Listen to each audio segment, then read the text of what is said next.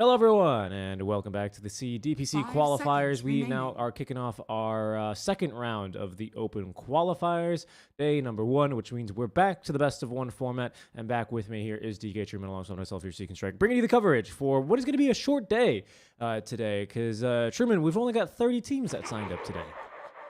Yeah, we had a couple more that signed up, only 30 that actually checked in. So a bunch of them have not managed to check in, which makes it easier for the teams to try to get to the next stage. I would arguably say so, because today's only going to consist of primarily 2 best of ones, and then our day is already finished. That's correct. We're starting already in round 3, and we only play round 3 and round 4, as round 5 is already the quarterfinals, which will have a best of 3s, and we'll start those tomorrow. Lots of repeat names in here, of course. We have Neon Esports, we have hashtag Reaper, who were 2 teams that were 1 best of 3 away from qualifying yesterday. Demoka Farm as well, making it to the quarterfinals. Team Virgo as well, making it fairly far. But here we can see already the new brackets seeded and ready to go. We're going to be jumping in already to our first match. Draft is live. You can probably hear it in the background. It is going to be this, which match are we doing? It's this one. The Nerd Rig versus Team Dow, not Team Dad, Team Dow Alpha. Go ahead and take a look and see how that draft is progressing right as soon as OBS finds my Dota. Any second. There it is. And here we go into the draft. Already the first phase completed. And there's that bounty hunter again. Didn't we start the day with a bounty hunter 2 days ago, Truman? I'm not sure. I did know that I expected to see some bounty hunter. I don't know if we actually saw it in play. But Bounty Hunter Safe Lane has been getting...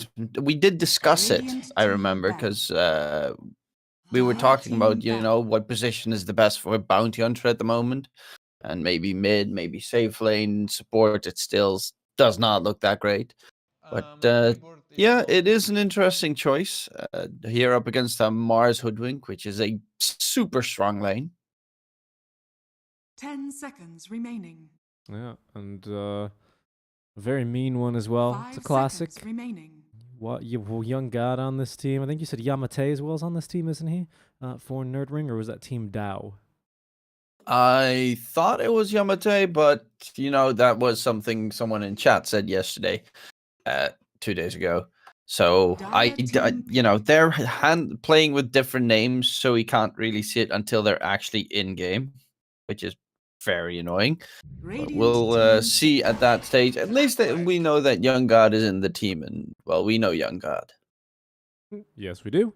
There's going to be the Clockwork pick, very common pickup.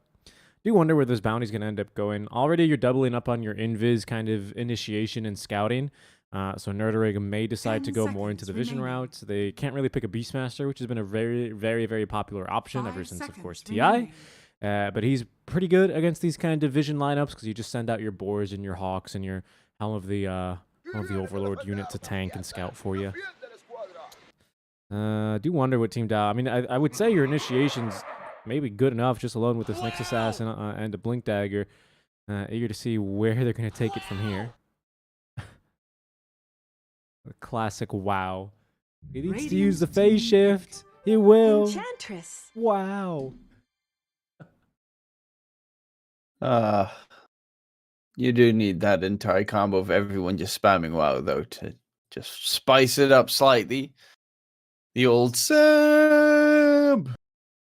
They do pick up the Enchantress plus Snapfire. Okay, this looks like such a...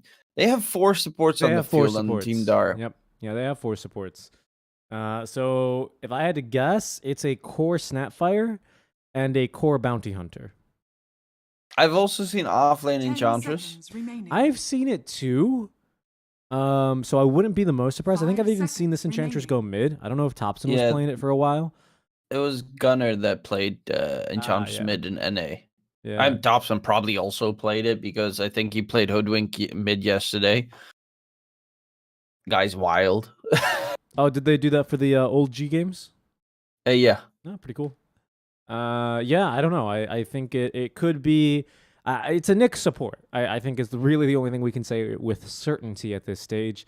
Nerdrig are going to have to show a core, and it's a little bit uncomfortable because you're not really sure what supports you're laning against here, or how much farm priority they're going to get. I think no matter what, you're already looking at a damage that's a lot of physical damage, at least from the Bounty and the Ench, in terms of their scaling potential, right? Ag Scepter on Bounty Hunter, if he is going to be a core, or if this game goes late, is certainly going to be picked up. Enchantress, naturally, you go Power Treads. Dragonlance, even if you start as a 5, you kind of turn into a pseudo damage dealer. Radiant team back. Yeah, the plus is that if your supports are Nyx Snapfire, that they are very aggressive and they can easily get a solo kill across the map with a nice Vendetta stun into Mortimer's Kisses. So everyone on Nerdrig needs to be a bit aware of that. Clockwork's main goal this game is probably just going to be trying to get the hook shot in. Yeah, onto the Kisses, or maybe even onto the Ench at some stage if she is to be a core. Still to be determined, but I think he's got already a couple heroes that he wouldn't mind getting on top of and making sure they're not free to dish out their damage. I like the SF pick actually quite a bit out from Nerdrig. No matter what you say about this 4 support lineup, they're all very squishy, with kind of exception of the Snapfire. But SF as well can even if this is a core Ench, he's no stranger to building a Silver Edge for the break, getting rid of the Untouchable, and then just killing her, or just killing her with magic damage. Like, there's so many ways SF just kills these 4 heroes. So a good pick, strong pick, I'd say. I'm really hoping Team Dow Alpha pick up some, like Arc Warden last pick, so that you have a very weird combination of 4 supports, 1 carry. I hope it's a fifth support. Oh, that would... Okay, so then what, Shadow Demon? I'm kind of thinking... Let me see. Are there any other supports that have built-in movement that would be good in this lineup? It's kind of hard to say. They've banned hard carries, and honestly, I'd expect Team Dow Alpha as well to pick a hard carry here. Maybe they'll just pick a Furion, honestly. Maybe not into a Mars, though, or a Clockwork, or a Hoodwink. Maybe not. I don't know. We've been seeing a ton of 10 seconds remaining. Of Nature's Prophet. Like, almost every game yesterday we had a Nature's Prophet in it. I've also seen in other regions the Treant first phase pick, especially in EU. Nearly every game, like, they choose Treant over Tusk every single time there, after the Treant buffs. So wondering when we'll get to see the Treant coming really alive in Southeast Asia. Dire team pick. Team Dow. It is the Treant. What I told you. I don't really like the pick, though, for reasons I already highlighted. I think his lane's actually not that easy into Mars. I think Clockwork and Hoodwink can hunt him and during the entire game. I think we've seen lots of Shadow Fiends like rotate around the map when NP's looking to split push under the cover of like a Shadow Blade and then just Requiem them. Like, it's not easy, to be honest. But I did see this as a pick. Yeah, nice call. It is still weird because what does Nature's Prophet really bring to the table for the lineup? It's not immense amounts of damage. It's split push. That's pretty nice. That's really about it. And with the Pangolier, team fights should favor Nerdrig with their big ultis, Requiem, the Arena plus Rolling Thunder. It's going to be very rough, I would say, to try and outplay that if you are Team Dow Alpha. I really, the 4 supports, I mean, NP even, looks like a support. I'm going to go with Nerdrig on this one. Yeah, I think I'd have to agree with you. I think the one thing maybe Team Dow Alpha was banking on was a little bit of a lack of wave clear from Nerdrig, pardon me. Excuse me, because you got Ench that's going to be throwing creeps in, and P will be throwing his creeps in. That's kind of about it. And then you've got a decent, ranged siege as well from Team Dow Alpha if they do start to run over lanes. SF, he's not really the type of hero that wants to stand still in clear waves because Shadow Rays leaves him pretty vulnerable. Mars can do it, and now Pango can do it, so I think they've kind of checked those boxes just fine. maybe something from the lanes here. I will not tell a lie. I'm not familiar with Team Dow Alpha off the top of my head, so I can't say for certain where these heroes are going to end up laning and in what roles. Maybe that'll affect my prediction here a little bit, but I think I got to agree with you. I think this Team Nerd Rig draft is a bit more standard. They've got, they scale much better into the late game. Like, the thing I fear for Team Dow Alpha is this very well could be a game where, you know, it's just an NP has about 90% of the farm of his team, and he's just dragging this game out. But I just don't like think we he's saw there. yesterday. Yes. Sorry for the 2 WhatsApp days sound. ago. That was mine, guys. I'm going to turn that off. Okay, so Yamate is this hoodwink. I think. Yeah. Mag and WP is Yamate. So now we know. He's playing the position 4 in this lineup. Young God is going to be on the SF safe lane. And the rest of the team, I do not know. Yeah, so it looks like it's a core bounty. Maybe, I'm not sure about carry or off lane. Where is he heading right now? He is positioned in the safe lane for now. This might be a Nature's Prophet mid. It's kind of a weird item build. And then I guess it would be an Ench core. Like if you know, just 30 seconds to battle. based off the starting items. Yeah, I would say Ench offlane. I mean, it's not too wild. It's better than Nyx offlane, to be fair. Yeah, Nyx offlane is AFK half the time in Vendetta trying to find a kill. Yeah. Yeah, I think long gone are the days of the Universe Nyx offlane, unfortunately. It'd be cool to see those back. They did got the ward here with the Treant. I can't draw on the map, but he dragged the Crypt through the tower and it attacked in the nighttime, which means that there's a ward somewhere. Sometimes that's why you see the ward get placed here instead. I can't draw on the map, unfortunately, but it stops that from happening. At the cost, of course, less vision. War runes went to... how many? Two for 2, by the looks of things. And Enches? 3 bounty runes for Nerdrake, 1 for the Radiant team that I forgot the name of. Woodwink, It Mars. is Team Oh, yeah, you're right. Dad Concord. Alpha. Yep. Dow Alpha. Team Dow, not Dad. Yeah, Team Dow Alpha. Team Dow Alpha is, of course, a team full of Eeple's prime players. Oh, yeah? So, yeah. Heck, So, you know, we gotta highlight that, of course. absolutely. And this CL here on the Clockwork's doing a really, really good job, to be honest. Already forcing the Ench basically to half HP. Yeah, and there's going to be a couple of shadow raises to follow up. They got the long-range raise. This might be a kill. It's actually first blood down bottom, but they should have this one here as well. Yep, indeed. Okay, that was rough. I didn't see the kill down bottom. Did you catch that one, Sherman? No, I was also watching the shadow rays come into play from Young God. Also, well, there's a bit of a difference in terms of ranks between these two teams. 609, 2600, unranked immortal, 2400.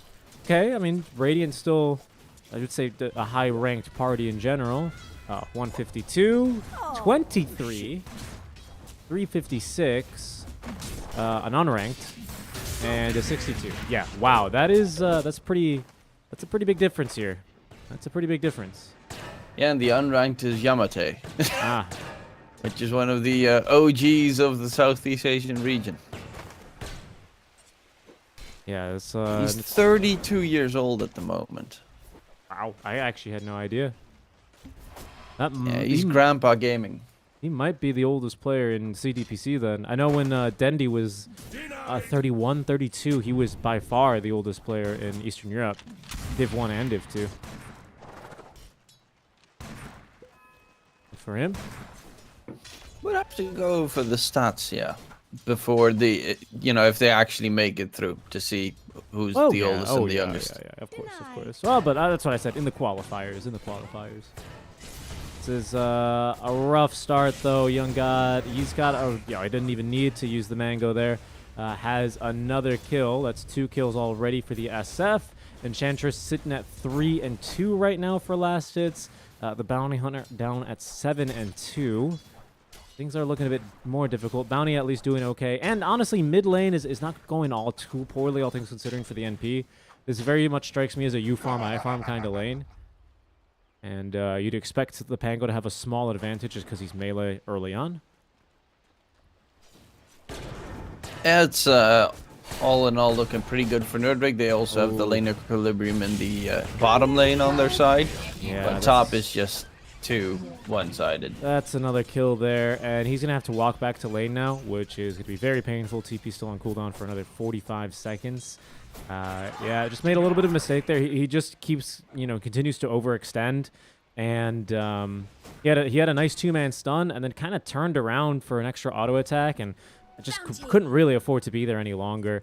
He is going to start to suffer now because this is going to allow the Clockwork to reestablish lane equilibrium. He's going to get the pull off with the Ghost Camp, and this is going to just completely kill the wave. He's even going to pull through here and completely murder the wave. And there's just nothing that the ENG can do to contest this either. So top lane is basically now completely free for the SF. Radiant are scanning. Yeah, and mid lane is going pretty well, though the Nage Prophet is also getting his own farm. The moment he hits level 6, you can get some good rotations, which they're definitely going to need those early rotations from the NP to try and rectify these lanes. Bottom side, RB on that safe lane Bounty Hunter. I'm pretty curious what he is going to be building in as a safe lane Bounty. Looks like phase boots to start off with. Ooh, a little bit of miscommunication there on the cookie. I'm just taking my mini-map over to the mid lane where I see this Pango farming in between tier 1 and tier 2. Nothing too crazy there, though. Yeah, I guess it'd be phase boots early. Yeah, I don't know what else he'd really want. Ag Scepter's pretty good for a while. I remember there was Bounty Safe Lane. It was a thing. It was like Desolator into Satanic eventually, and then just like AC into attack speed.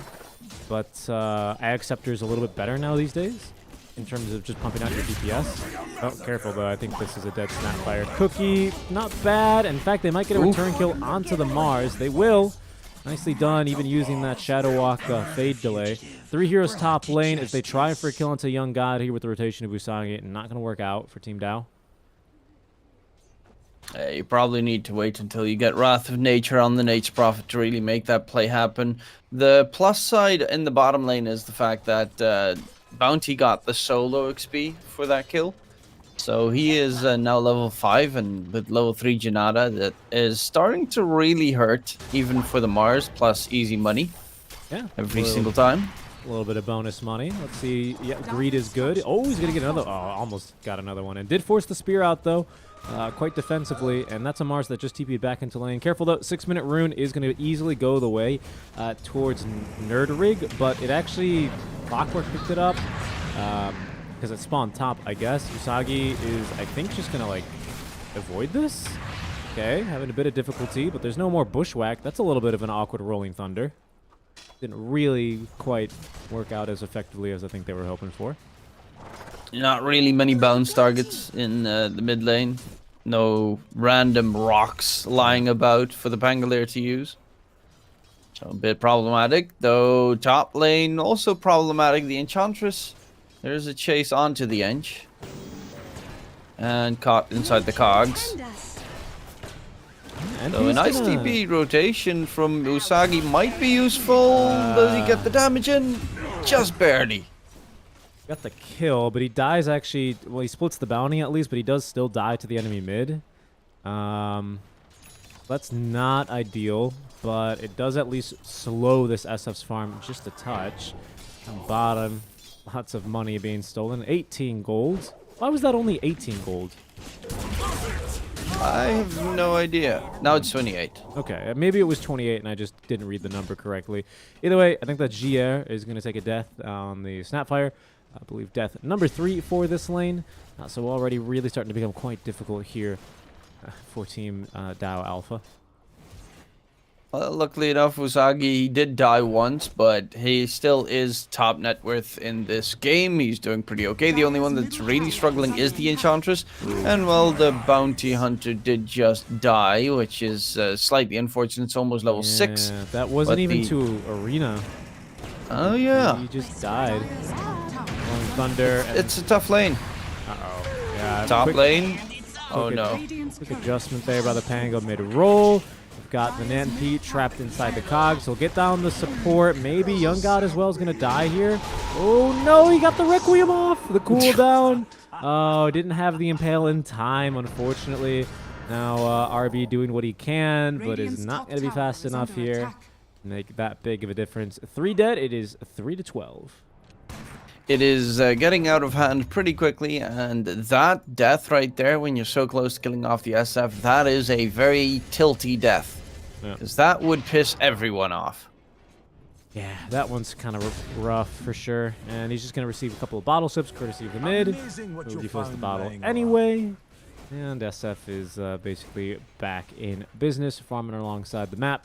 Going to the full farmer builds here as well. No Mask of Madness first. He actually prefers Dragon Lance. I do wonder what's better. I would assume in a really comfortable lane start, you just want to go for the Dragon Lance just for the stats. I'm not 100% sure. RB is kind of getting owned here by the Clockwork. And pretty unlucky, to be honest, as well, on the Battery Assault procs. Did not juke that last Shadow Ray is part of me. Young God's got the kill. Young God's playing really well, 6-1 and 3 on the safe lane SF. So they are trying to go for the kill top. They really need level 6 on Snapfire. That is essential if they want to have any more kills this game. It's otherwise too little damage that they will be able to pump out unless the NPTP's in, which you kind of have seen 2 rotations go horribly wrong. Yeah. Oh, yeah. Bottom. Bounty. Does he get away? Yeah. Yes, he does. Cannot sprout a squirrel, unfortunately. He's going to get out of there a bit too speedy. Uh-oh. All right. They maybe still have this kill. Yeah, they probably do, especially with the Pango rolling in. Uh-oh. This fight's going to be really hard now. I'm not sure how they're going to look to accomplish any kills here. Vitals is here. Does have 3 points in the Impetus. Some decent damage being dealt here to the Mars. Pango as well, though, looking to reinitiate. Only has himself this full orb of corrosion. With the Invis Rune active, he's stalking, looking for a kill. Walks under sentry. They will find him. I thought this dispelled. I guess you can't dispel Invis. What? That was weird. I thought for sure. What? Curious. Okay. That was weird. In any case, NP is back in the fight. He's got Wrath of Nature in 14 seconds. Everyone is tracked down here. It is a little bit of a sketchy fight for them to take. I didn't know that. I thought you could dispel all the runes. Middle tower is under attack. I thought you could as well, but I mean, you can dispel Glimmer, right? Yeah, you can. So why can't you? Okay. Radiant's middle tower. Invis Rune, I guess, undispellable. That is also, well, you learn something new every day. You sure do. Radiant's top tower is under dispellable with death only. Would you look at that? The more you know. The more you know. Now it can be extra risky with my Invis Runes. Heck yeah. Gonna look for a pretty easy kill here onto Usagi. He does get the Wrath of Nature off, and he's actually still right-clicking. He's still alive? Okay. Okay, dodges the sharpshooter, and he's actually gonna make it out of here. Unbelievable. He stopped the Rolling Thunder a bit preemptively there. And it's actually the first fight win for Team Dow Alpha. Oh my god, he's back in again, Truman. Yeah, these are track gold kills. This is big money for the Radiant side. Double kill comes out for the next assassin with the Vendetta strike. And that's a very big gold swing favoring the Radiant side. Of course, the SF was not there. Young God is still top net worth and farming incredibly well. It is slightly curious to see the Bounty Hunter's build, though, considering he's going for the 4-staff after his Falcon Blade, which I would not immediately call a safe laner's move. Usagi. This time he won't be able to disengage. Yeah, they stuck around a bit too long. Was that just another Invis rune for the SF? Because already it's netted 2 kills, and it'll net his team a 3rd. Indeed, Young God, with a very fortuitous Invis rune, is going to seal the deal on that engagement.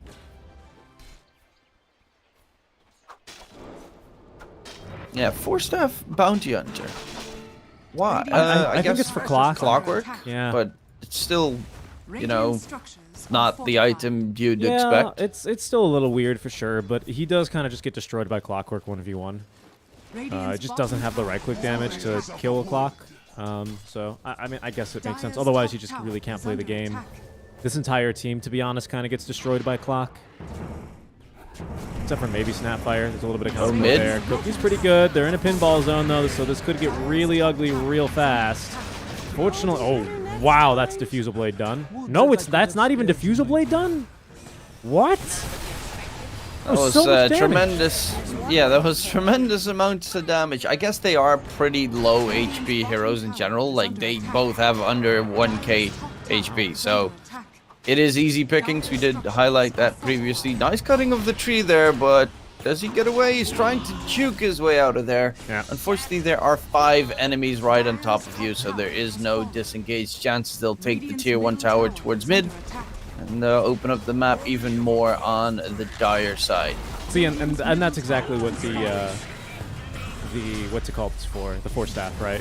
He's living a while here. That's a Hood of Defiance on the Enchantress, so he actually tanks through those double Shadow Raises. Is going to continue to fight a bit more aggressively. Swashbuckle collects the kill onto the Nyx Assassin. That's only 1 stack of the Shadow Raise. First kisses of the game. Might pick off the SF. He's trying to juke it, Has done so. Oh, no. Less than 50 HP remaining there, but still good enough to get out alive, as they will now turn back to murder the Snapfire. There is no tanky survivability items here available for the Enchantress, so he actually dies. That time, it was certainly Diffusal Blade doing the damage. 3 dead there, as Nerd Rig will strike back. Yeah, RB was looking if he could catch the Shadow Fiend, but it was too far away. Now he's chasing in after the Hoodwink while they catch the Nyx Assassin trying to lurk about in his Vendetta. RB, though, needs to be very careful. Rolling Thunder comes out, and the bounty will be caught and killed most likely? Question mark? He's trying to dip. He is very fast. He's fast. Oh, he almost died to dust, too. And sniped. Yeah, he did pick up the bounty rune at least. He's a bounty hunter, and by God, if he's going to collect that bounty. There are 3 bounties in the dire jungle, so he's not the best bounty hunter. Very true, actually. Very good call. This one is looking pretty hard. 7-30. 15 minutes in, an 8k net worth lead. SF continuing to enjoy fighting up and in center with the team. As is this Pango, it does behoove the Pango a little bit more than the SF, as you might imagine. SF usually wants to get a couple more items online, and shortly will. Looks like he has bought a Manta Style for himself. That is curious. I wonder what that's for. Who's bought the Manta? Young God. Not like the craziest pickup in the world, right? But like it's a little unique, as they will pick off the NP top lane. I mean, with a bit of luck, you get out of the Sprout with it. It gets rid of the track. It's to get rid of the enchant debuff slow, which is pretty annoying as well. Every little bit helps, and especially considering, well, he's going for the Hurricane Pike and he marked up the Silver Edge that he wants to get. And if you're going for Silver Edge or Shadow Blade, then having a Manta to just dispel off the track every single time before you go Invis would be very helpful. Very good point. I'm going to skewer the Bounty Hunter on back. There's the dust applied. Sharpshooter is going to be juked. Cracks being applied as the Requiem of Souls combo. They're just running into the spear wall. Stop hitting yourself. Stop hitting yourself. They've also found a couple other heroes here. I think Clockwork just killed someone. And it's 4 dead around the map. 13k net worth advantage in 17 minutes. Usagi, trying to find some farm on the map, is trying to build up that BKB as the Witchblade, but they are so severely behind. It's hard to see a recovery, especially considering, you know, the lineup. Bounty Hunter is close to his 4-staff, but yeah, 4-staff keeps you alive for like 3 seconds longer, but it doesn't really do much more. And now they've managed to once again continue picking off this Furion. It is looking fairly difficult. Kiss is coming down, looking to just kill a Clockwork, and this is a trade that they'll take. The Clockwork for the ultimate now, as there's the Manta style. My goodness, my the God. Swashbuckle almost killed 2 people immediately. Cookie is only going to get the Enchantress a bit closer to the Mars. Spear into now the God's Rebuke. That's another kill. They miss on the Bushwhack. Don't think it's going to matter much, though. Trying to pinball here off the stairs. Really good positioning there on the Pangolier. Kui. And that is 3 kills for him.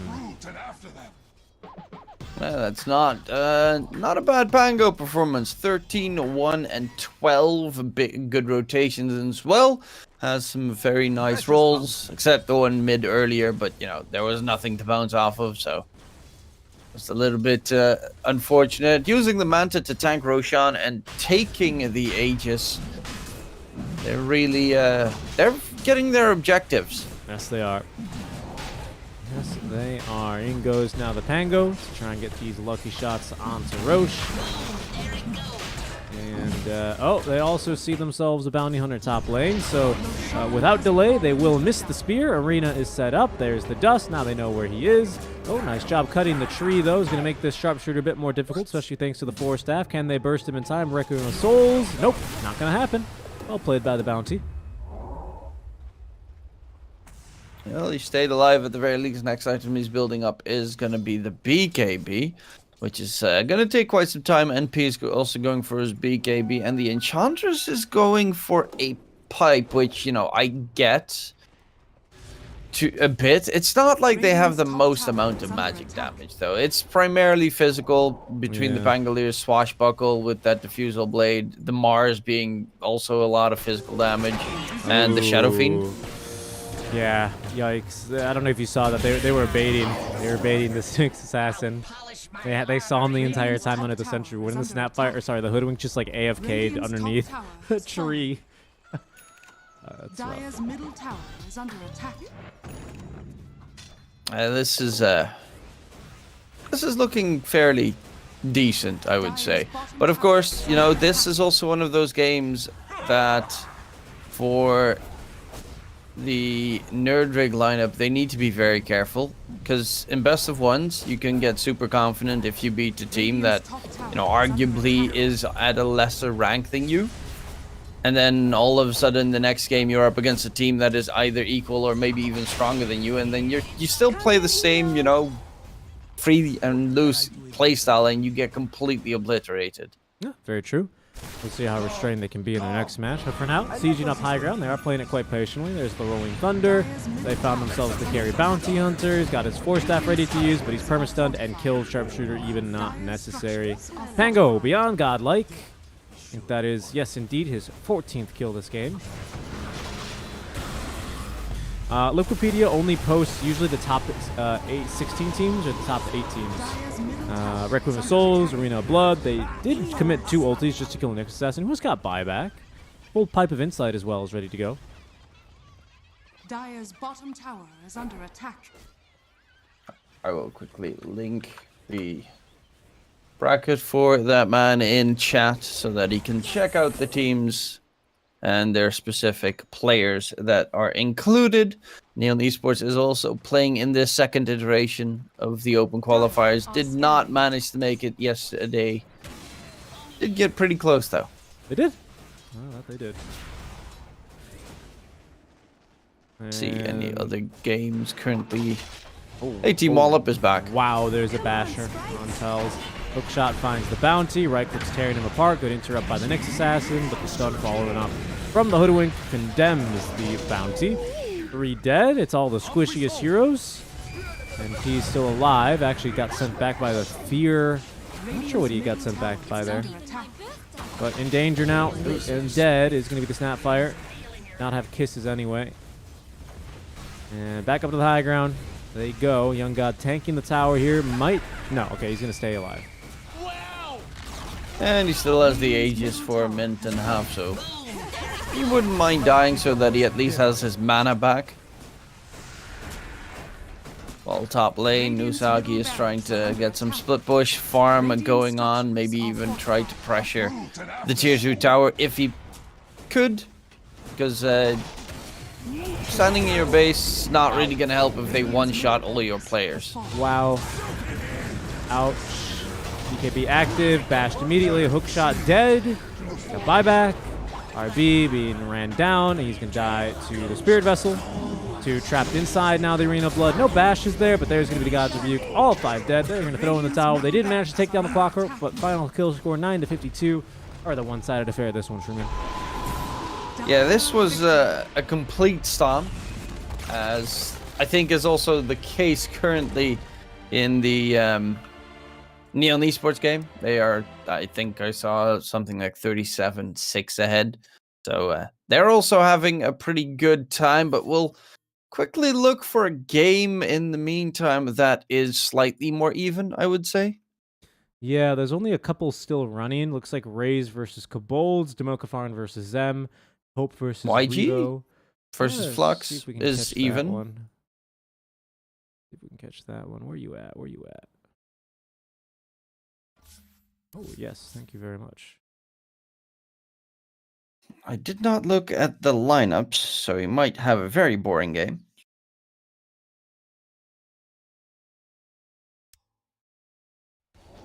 See what we have here. Spectre, DP, a Spectre. I don't think I can be too bored with a Spectre. Is she going for the Acceptor build? No, but it is Blade Mail Spectre. And they are pairing it with some good healing here, courtesy on the Winter Wyvern. We also have a Leshrac for YG. Let's go ahead and pull up net worth. Seemed like a fairly good landing stage here for YG. They did apparently just lose a fight looking at the net worth graph. That's troublesome. How close are they to Lush Bloodstone? They have it. Okay. Maybe this is going to be their first fight then with the Lush Bloodstone. Yeah, Lesh Bloodstone. That's really when the hero starts to become a very scary young PH. Let's see. What's the Dyer's lineup? Castaway. That name does ring a bell. It's also a movie. Wilson! You know, I was watching the World Cup, and I think the Welsh team had a gentleman by the last name of Wilson, and when he got subbed off, some joker in the crowd just started screaming Wilson directly into one of the crowd mics, and it was very funny. I have to admit. Good kill there out of the DP. That seems to be at least the position 3. Smoke has broken, though. Bane a little bit too scared. He does not have Fiend's Grip for a couple more seconds. Their Spirit is watching from the top. Wow, that's an Ag Scepter already for the Snapfire. This is a core snap with an Ag Scepter that quickly. They now are going to set up now into the 2-man Winter's Curse. Even haunting on in to secure the kill. Rolling Thunder is going to be used to simply run away, though. No volleyball friend this time around. When you're looking at these two lineups, I'm kind of curious to see who was the safe laner on the Dire side. Lina? Yeah, it was Lina, probably with a Maelstrom first item and a Falcon Blade. That's pretty standard. Looks like it was a... My question is if it was Pango mid. It was probably Pango mid, just looking off of levels, and then DP offlane. This Her Spirit's also pretty farmed, to be honest. It helps that he didn't have to go for the urn because the DP bought it for him. So he's just going straight BKB. Not a bad item to buy this game at all.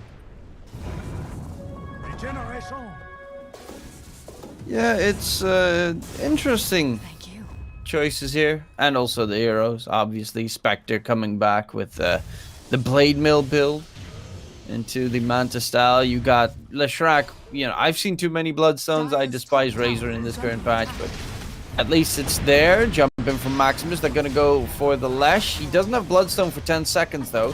So this is a bit problematic. Nice yeet forward. The damage coming in. The grip holds him down. Hookshot comes in a little bit too late. They do find the kill secured, and now Zare needs to walk himself back before he gets taken down.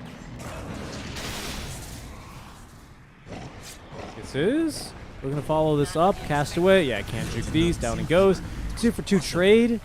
A little bit of a... It's just about even, to be honest. In terms of ulti used, I think a little bit more of a heavy commitment by YG. But not bad at all. One thing I'm a little bit surprised by, though, is the Pangolier going for a Maelstrom over something like a Diffusal Blade this game. I would have thought against a Leshrac especially, you just want to burn his mana to make sure, to reduce the amount of damage he does. Maybe that's not the strat with a Bloodstone. I'm not sure.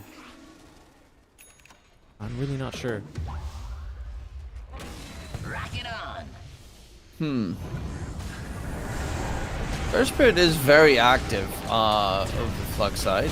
Yep, that's the name of the game. He is going to find the catch on the Clockwork. The problem is the heal comes in.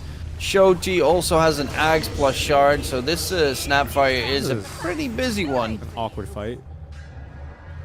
Not A lot really of damage. Sure why Dire No are looking Bloodstone? for this so hard. I mean, Bloodstone was used. Young PH, does he get away? Yes, he does. Oh, that's painful. Yeah, they really overextended here. I mean, we are only 20 minutes in, hence my surprise. I mean, Lena's here too. I don't know why Lena's here. I guess it's because she has BKB, so she feels really strong, but that's just not really the fight you were looking for. All the ultis are up on YG. The Haunt completely destroyed your formation.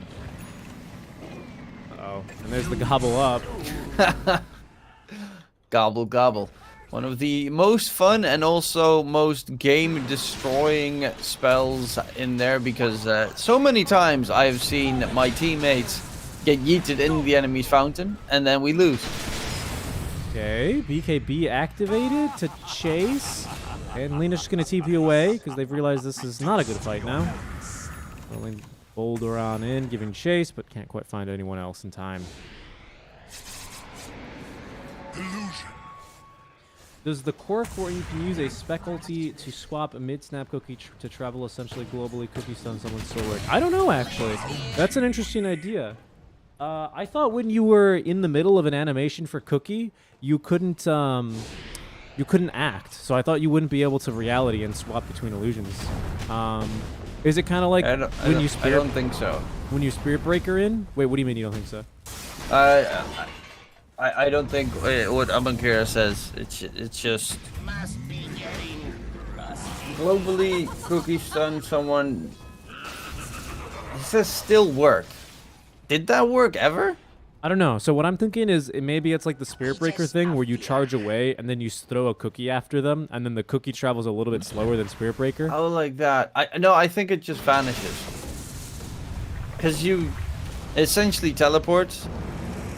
Actually, I don't know. It's a weird one. It might have like a max range that you can do it from or something. Castaway is not enjoying that diabolic edict damage, so he's going to back off. A little bit lucky to be alive there, considering the Split Earth was just a second late. I don't know how long the Gobble Up stun is. 1.5 seconds. I have no idea what the cast animation on Edict is. Do you have... Or, sorry, on Split Earth? 2 seconds? Okay, so I think that's just impossible for him to get then. Precious bounty. Yeah, Amakiro, I know him from my own channel, and he always asks very like in-depth questions, and I have no idea 90% of the time. Very sweaty questions. It sounds so. If it sounds like if it's in the cookie travel time, it probably works, but I don't know. It like what Truman's saying, if it considers like if it disjoints projectiles when you switch between illusions and the Spectre. Like I don't know. Like is that a different unit at that stage? I'm not sure, actually. I've never picked up on that. Like, can you dodge, I don't know, something like what's it called? What's Sniper's ulti called? An Assassinate? Can you dodge an Assassinate using it? I think it directs the projectile on where, it swaps its target. Just like if you would Sven ulti, Sven hammer when you have Ags, you would not fly to, the illusion that's miles away. You would just target the illusion he swapped from. So it says it works. The cookie follows you after you reality, but if you reality across the map, it will be too late. So it sounds like it still does travel quite slowly. That's the dumbest thing ever. Sometimes Valve is just the weirdest. I don't mind. I think that's pretty funny. I mean, to be fair, when do you ever get to see that combo in the last year? Because Spectre barely gets played. True. It would be so cool if you ever managed to pull it off, though. Especially with Shard. With the Aghanim Scepter on Spectre, where you just have that, 40-second cooldown on the Haunt. Very true.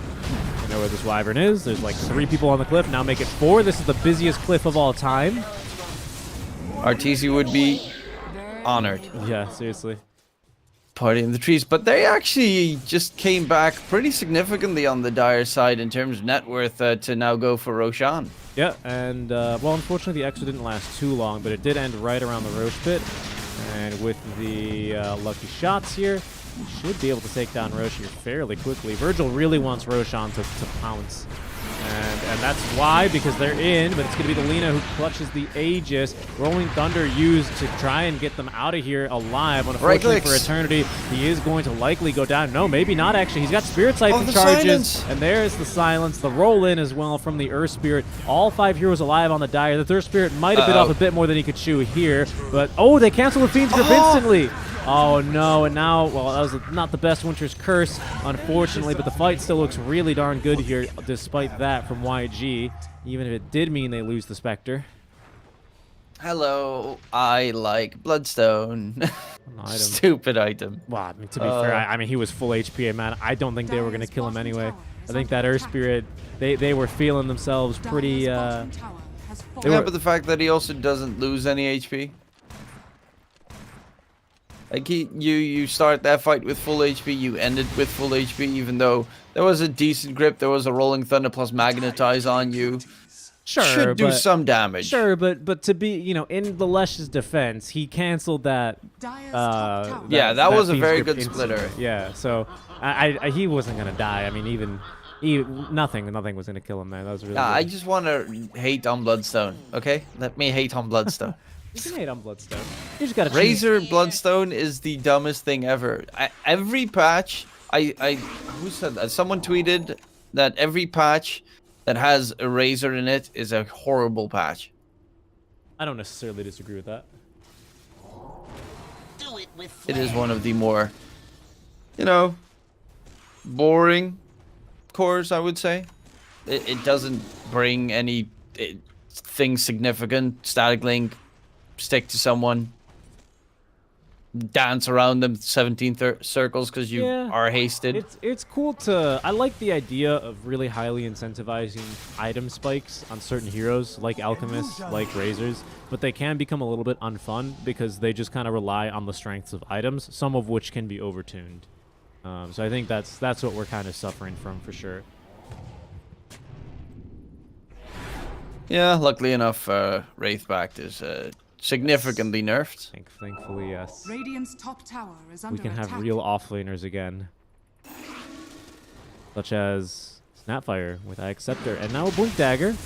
Has the Shard, has the Ag Scepter, so full Wagonim Scepter build here. Still a very close game. Pangolier is going for the Ags, which I really do like to see. The Shield Crash, cooldown and ball is just always one of my favorite combos, especially at one point when you get like a Basher and the likes, you will be able to pump out a tremendous amount of damage. Radiant's top tower I'm still is really under curious attack. why Pango decided not to go Dire's into a bottom Diffusal tower this game is and under instead attack. decided for Maelstrom. Is he concerned about the illusions, perhaps, from the Spectre? That could be a I difference think maker? it's because the Winter Wyvern Cold Embrace will make sure that you don't deal damage Radiant's top with the tower. Swashbuckle. True, but you still burn mana. Yeah, but know. you know, I guess if it's a good you're up point. against a Lesh, you don't really care about the mana as the Lesh because you just again pop Bloodstone and you're back to full. I suppose.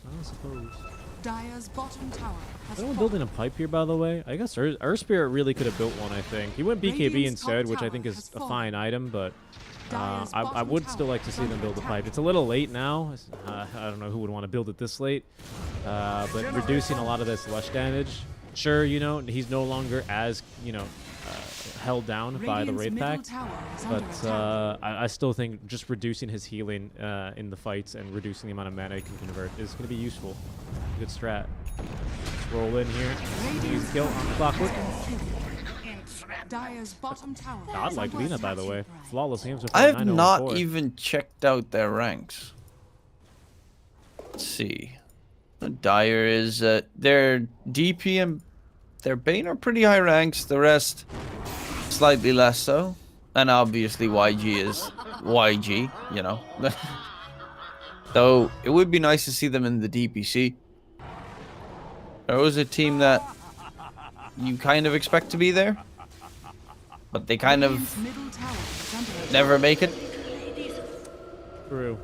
Radiant Yeah, structures this Lush are is fortified. sitting on a lot of money right now. We'll see what he decides to spend it on. Might get a little bit of a growl brewing here. The AFK stand next to Tier 2 tower with Dire's EXO. bottom tower I mean, is Lush under does it attack. too. Radiant's middle tower Yeah. has fallen. The Fact that there are heroes that don't even have to look at a tower to kill it. They just reclaimed. Tango now has the money for Ags. He may buy out for this as a hook shot, though. They're eager to fight now on the side of YG, having heard the A just being reclaimed. They can go for a Spectral Haunted, and I think already have committed it. In they go. Spectre's going to kill off the Bane. Doesn't even look at him as he dies. Clockwork is going to die out, however, as the Lina is getting absolutely murdered here. Pops the BKB a little late, but at least he's going to be able to make it out of this fight alive. Bane has returned because Dire hold the outpost, but YG are going to disengage, having lost both their supports. Yeah, and even with that, it was an okay team fight for the side of Flux. They did not manage to really get any objectives because bottom lane is pushed out, top lane is pushed out, mid tier 2 was already gone, and going high ground right now is a little bit risky, I would say, Radiant especially are with scanning. that Snapfire and the two supports, the Clockwork plus Radiant's Winter middle Wyvern tower are is also under really attack. hard to deal with when you're high ground pushing. Even the Lesh can be such a nuisance once the shard gets purchased. It did get nerfed, if I'm not mistaken, at the very least, where like the radius is not as huge anymore. It's still pretty big though. Like Thunder, connecting on to the offlane Snapfire. A bit isolated here, but they've got the Spectral, I think that's the Shadow Step on in. And Maximus pops the BKB. Oh, they interrupt the Fiend's Grip, and I think this fight's just about over now. Radiant, a bit too strong. Lotus Orb for the Leshrac to keep himself alive. DP is not going to have the damage for the kill, and they've also caught the Lina here. Nice Winter's Curse there to hold her down, cancel the potential TP away. And it's a tough fight for Dire to swallow there. Oh, It continues. Buckle. Ooh, And nice cogs. nice That guy. really does hinder Castaway. Oh no. The Bangalier is not really loving it at the moment. Does have still some significant damage to pump out, but he needs to be very careful because his mana is currently gone. He's just gonna go in his little ball and try to get the DP to safety, but Battery Assault will shut it down, and that is a disastrous team fight for Flux. Yeah. It's kind of unfortunate because I think Flux are like very skilled and talented. Like this Earth Spirit's always hitting his spells. DP is like doing the right things in fights, but they're just not really gauging the best times to fight compared to YG.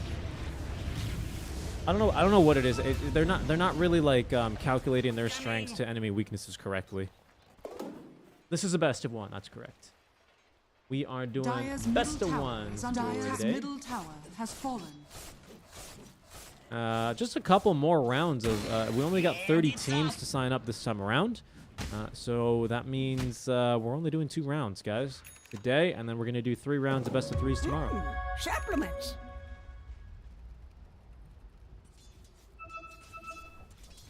Dire's Well, top it tower seems, is under attack.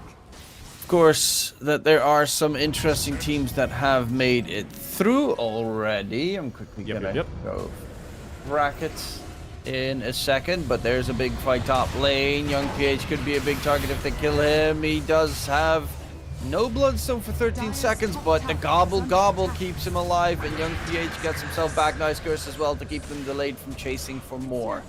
Rip. And it's on to the Spectre, who is currently 1v4ing. Now a bit up worse for wear. Trying to juke them. Shadow stepping up and down the cliff. What's gonna happen though? Maximus is gonna die. He did hold back the entire enemy team, or at least the 2 of them. Fair amount of damage as well. Really good swashbuckle, actually. Be careful. There's a Bloodstone active ready to be used, and that's a dead Pangolier. Cookie used. Oh, goodness. That's a pretty good cookie as well. Young PH barely making it out alive. I think he dies to that one Crypt Swarm if it hit him. Nightmare, though, onto the Wyvern, as they do have a ward set up here. Protection in the vicinity. They can't cancel the blink in time, but it's not the longest blink. And I think now with the Arctic Burn, Wyvern is away. Oh, that is so sad that it did not manage to pay off.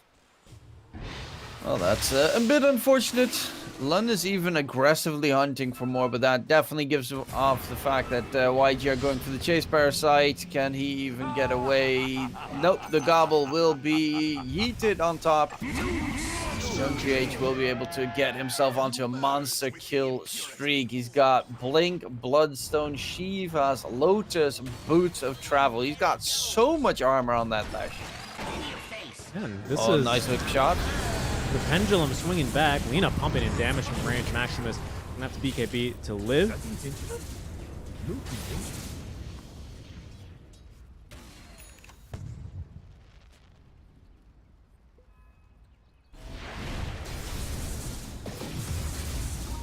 Lina is starting to really hit hard.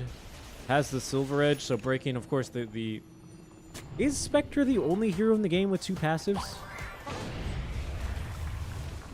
Uh, How many does Viper have? He's got 1, right? It used to be he's 2 got for him. one. It used to be 2. Radiant are scanning. Ursula obviously only has 1. I think it's only Spectre, right? there probably has to be another one. Think? But I have a terrible... like, I have to go hero by hero in my mind, and it takes a long time. That's true. That's true. Who else has got them passives?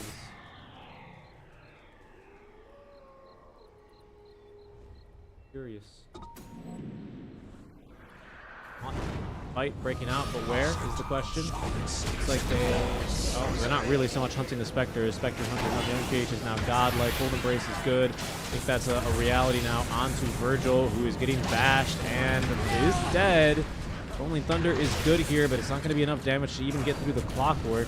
Oh god, he turned around like he wants to try, though, and he's going to get it.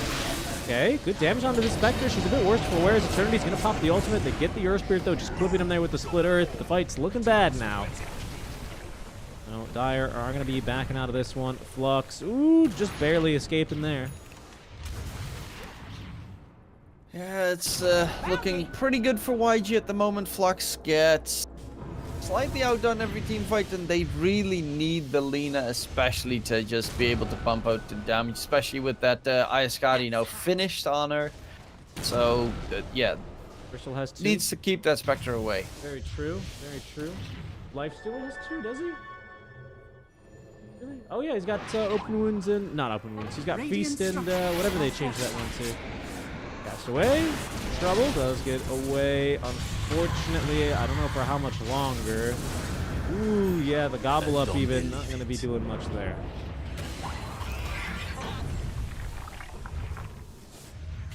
Yeah, Spectre is also still a stupidly good late game core. That's right, Ghoul Frenzy. Wraith King used to as well. This is hard though. I think Flux are just going to lose from here, to be honest. Especially with this DD here. The Spectre, she has Aegis still for 3 minutes. Scotty's going to be up soon. Really trying to get through this Aegis. 50 HP, really struggling, and it's going to cost them by the looks of things. Yep, DP. And they're even not going to get through the Spectre as she gets to heal from the Cold Embrace. Dire's top tower is under attack. Dire's top tower. Spectre still has an Aegis for 2.5 minutes. They have the pushing power as well with the Leshrac. Of course, the good old Diabolic Edict has the level 5 talent as well. So it melts buildings quite significantly fast. Virgil is looking to go for a fight. The plus of having a Ayaskadi against Lesh is, of course, that Bloodstone healing does get reduced. I still think it's too much because I still think he out heals the damage most of the time, which is fairly scary considering he has 72% physical damage resistance on the Lesh. A lot of armor right there. 3.2k HP. That's Diva's guard. stupid. I think that's just his items, though. He's got a decent agi gain, though, huh? 2.8 is not bad at all. Pretty good stat gain on this Lesh. Yeah, his strength, his agi, and his int. It's got it all. Yeah, he really does. really good, especially for an interior. It's like a really good edgy game. I don't know if like it's way better than Lena's. A way better stat gain than Lena. Interesting. I just noticed that. Well, that's just Ice Frog, you know, picking favorites. Actually, hopefully. normally Lena is the favorite of Ice Frog, but yeah. The favorite daughter between him and Maiden. Keeps nerfing Yeah. Maiden. He literally turned Maiden into a dog. Into a wolf, please. Sorry. Radiant She's are a scanning. wolf. She's the wolf of Ice Rack, man. Don't do her like that. Hi, the busy Give a wolf some cookies turns into a dog. So this could be it for Flux. They are smoking outside of the base. See what they can find. I think they see Spectre completely alone. They just probably scouted her on the ward, but obviously that's not really the ideal target, especially when she just has this Aegis for another 30 seconds. The Radiant are smoked inside of the base of Flux. Dire's top And tower Young has PH is fallen. going to let loose now the Diabolic Dire's Edict with top these Edict barracks explosions. are under attack. Bonus Dire's talent. top barracks He has fallen. is very quickly getting through these barracks. That was pretty cute. Both teams like smoked outside of the base and to try and fight each other, and then they just kind of had to agree to fight here. Rolling Thunder did get used. They were really expecting that Rolling Boulder to hit. Unfortunately, the Split Earth came through in time. Oh yeah, my bad, guys. Sorry about the spectator panel. And that's a kill there onto the Bane. Does not have buyback. Roll on in. Nice juke by the Lesh. There's that Iascati debuff doing a little bit of work now towards Young PH, but Maximus pops his BKB. No Clockwork trying to escape there with his jetpack active as DP going in, shattering these backlines. Careful for the curse, though, as they do clump up. They take down the Clockwork. So Flux continue to defend these melee barracks, but they do lose the tier 3 and the range barracks. Please bring Lash back also spectator has back. overwhelming blink now, so even more HP. Oh, there's the haunt. Uh-oh. Uh-oh, this is bad. They caught DP. They don't even need haunt for her. Oh, Splitter is going to be juked by the Tango, but too much damage out from the Lesh. Virgil, who gets first hit bash after he gets through the Wyvern, finds the space and the time to activate the BKB, but it costs him the life of his Earth Spirit. His Parasite now dropping very quickly. They do kick Lesh into the fountain. Oh, but he has... What in the world? Huh? But why wasn't he being attacked? Dire's Did he top Ghost tower Scepter? has He fallen. did. He bought Ghost Scepter. That quickly. Dire's middle tower. He is bought under Ghost attack. Scepter and then backpacked it Radiant immediately. victory. Oh wow, that is. I barely saw it. I checked his inventory and it was like, where's the Ghost Scepter / E-Blade? How does he do this? This is magic. Yeah. Oh, I want to see that again. Actually. I don't think we can because it's going to be a little too broken. That was actually pretty sick. Sorry for the... Look at that! He actually did it! What a gamer! That was very impressive. I'm sorry for everyone's ears as all the Dota sound effects played 7 Dire's times. top barracks has fallen. But a very impressive game. That was pretty cool. Hello, Boki. There's not going to be a game 3 for this one. This is the best of 1 still. So YG are going to be moving on into the next round. Let's go ahead and get caught up with our bracket here.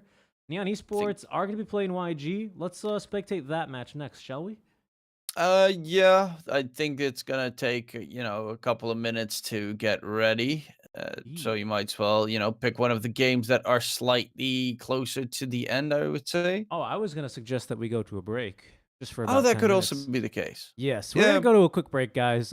Just about maybe 8 to 10 minutes, and then when we come back, we'll have YG versus Neon Esports in full best of 1 series to see who is going to make it today. Number 2 and the relative safety of the best of 3. Stick around, guys. You're watching the SCA Open Qualifiers with SeekNStrike and DKtruman. Catch you in a bit.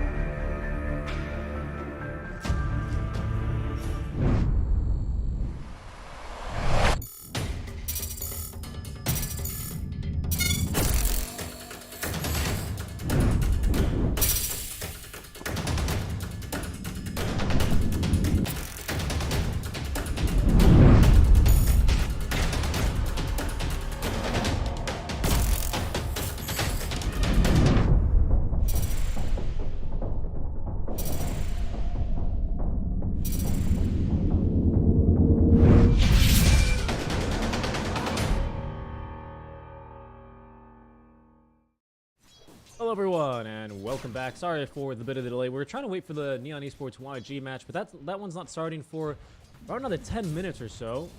So let's go ahead and jump into our bracket and catch up with the match we're currently about to watch at least a bit of. That'd be NerdRig versus Atomic Esports. Yeah, it's NerdRig is of course a team that we saw previously today. Atomic Esports is a team full of ePulse Prime players. We watched one of their matches 2 days ago where they got eliminated. They had a safe lane Nature's Prophet played by Marb that had 1200 GPM. He was rocking like 60k while everyone else was I think they were like 30k in terms of net worth below him. So it was pretty remarkable, but then they went for a base race play, and that cost them, well, the entire game. Yeah, it did. Yeah, it did. And well, he's back on the he's back on the NP now, in a very similar position to they are yesterday. One best of one away from getting into the relative safety of best of three, as this Mag is doing his best to escape death here. Does a really good job setting up the bounty hunter. So NerdRig off to a pretty good start, 4-1. Didn't see who got first blood. Radiant's courier has been killed. Didn't catch that. They tried to go for a gank in the mid lane, went horribly wrong because the Tusk was only level 2, so the damage output was severely lacking against the Ember Spirit, and with the rotation coming in from the Snapfire, they almost got a double kill. The Lesh, luckily enough, does get bottle refill charges. It's another game where we get to see another Lesh, and this Radiant lineup has some really aggressive push. You got Beastmaster, Nature's Prophet, and Leshrac as your 3 main cores. That's just building should drop in no time. Yeah, also quite curiously, this is one of the few games I've seen where Beastmasters actually commit into the boar build. He's got 1-3-1 right now as far as his build, and doesn't quite have his Helm of the Dom on the way, but is making some pretty good progress, honestly. So should expect this push to really start to pick up here. I think with the aggression that this Tusk also lends you in lane, they have been able to really keep up the pressure even versus someone like a Sniper, who I would imagine doesn't really struggle that much versus boars, but versus a Tusk it might change that matchup. Yeah, it does have, of course, Snapfire to back him up. Cookie over the Ice Shots block, which is always a very handy tool for the Sniper. And then the bottom lane, Bounty Hunter support just is stealing away all the money from his opponents, because that's fun, and the Bounty Hunter position 5 is totally not grief. Definitely not. Interesting. Okay. I don't know what my Dota camera settings are, but I just learned if... Never mind, it's not important, not relevant. Yona is ganking. Might have been picked up by this ward. It's kind of tight whether or not he could sneak through here. But either way, he's not going to be successful in following through on this gank. Radiant's middle tower is under attack. Well, they are looking to try and maybe make a play towards the top lane. Yeah, there we have it. Snowball coming in on to the Snapfire, but the Cookie dodges the Split Earth.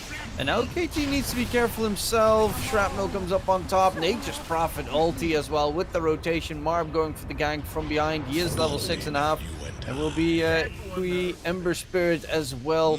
Young God should die in the trees. Not much you can do, especially once the vision from the Hawk comes into play. Kiwi's Fire Remnant's about to end in mid lane. Does get roared up. Split Earth. Do they have the damage? They need to pump hard. And he will be able to jump to safety. Yeah, tower continuing to be under siege, though. Mars left to his own devices down bottom. Doesn't have the Arena of Blood yet. Did just get level 6. Has TP scroll. Has mana, but I don't think they really need him here. Doesn't Fiend have a TP available. 40 seconds. Oh, yeah, you're right. You're right. Top tower has fallen. Oh. Radiant's Last bottom remnant. tower Doesn't have is mana under for it, attack. unfortunately. He will drop along with his tier 1 tower. Sniper, in the meantime, rotates down bottom. He's going to support the Mars now in taking down this tier 1. Pretty good trade, though, for Atomic Esports overall, especially because the Lesh lives, and they do find a kill onto not only the Sniper, Radiant's but also the bottom Ember. tower is under attack. That Radiant lineup, the Atomic, both these lineups have really high-ranked players. Like, it's pretty much a top 100, top 200 match. Dire's middle tower Looks like is it. under attack. 250. Actually, I think they're higher ranked than the Neon guys. 350, 60. Yeah, so top 300, basically. Not very impressive match. Don't get me wrong. Don't get me wrong. It's certainly nothing to go easy on for sure. Tier 1 tower taken down. Mid being sieged by Atomic Esports. If they will be forced back now that Mars is going to show up. I think is that double bracer for him? Radiant's middle No, tower it's is a under magic attack. wand first. Well, as long as it's not the the Wraith Band that we see a lot of. You know, first item Wraith Band with tangos, offlaners tend to go for. Even some strength offlaners to get the extra little bit of armor. I think Pudge is one of those that really does enjoy it most of the time. There's Helm of the Dom now. So what's awkward about this is when you have the NP farming aggressively like this, it doesn't really leave a natural space for your Beastmaster to farm in. This is still his camp, so we shouldn't really be contested going here. As we see Jotun under a sentry now, block the camp from stacking. Very nice. Dire's middle tower is under attack. Not surprisingly, I think Truman, it is Marb on the top CS right now. Or sorry, make that net worth, not necessarily CS. I know he's pretty good at farming on the NP. I am actually hoping to see him one of these days on a different hero. Just to see how good he does on it, something different than Nate's Prophet. Because Southeast Asia is filled with NP, but other regions not so much. Yeah, true. Ember's got this this illusion rune in the bottle. I think he just picked that up, so he's got another about 45 seconds to play with that. I do wonder if they'll try and make some sort of aggressive move having that dispel. There is indeed a smoke now behind the tower. Third rig. We're looking for a Tusk. This is a support Tusk, by the way, not a mid lane Tusk, which we've seen plenty of. That honor goes towards the Lesh, and the smoke play is actually top lane towards the Beastmaster. Kisses and Arena committed here, so I don't know. I mean, they get the boars, they get the creep, but I think Atomic Esports, yeah, they're going to be fairly pleased with that. They're going to go straight mid, and there's really nothing left to defend this tower. No, Bounty Hunter, though, he's taking a lot of damage. Huey does have Javelin, and the root will connect, so it's going to be a kill secured onto the Bounty, who's not level 6 yet. Once he hits that level 6, of course, the track gold is going to be very influential for Atomic, and it's also pretty nice to have in general against the Mirana for all the Invis players coming out with the Moonlight Shadow later down the line. Yeah, so 2 dead for the tier 1 tower doesn't feel as great, but I think Beastmaster's not going to have too much difficulty getting back and taking over this side of the map again. We'll see, though, actually. Snapfire and Mara sticking around, farming his camps. Might have some sort of interest here.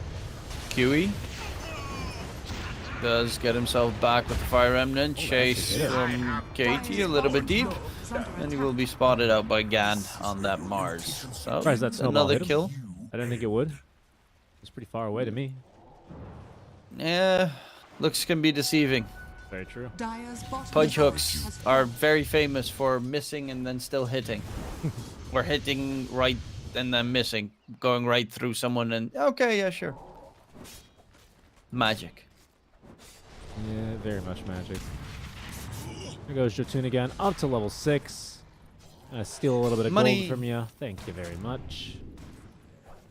And even cover himself with the Sentry Ward. A couple of tracks placed down. Superior vision game for sure here for Atomic Esports. Definitely something that Nerdrig do have to be careful for. Especially considering you can always have the NP TPA on the back end in one of these engagements.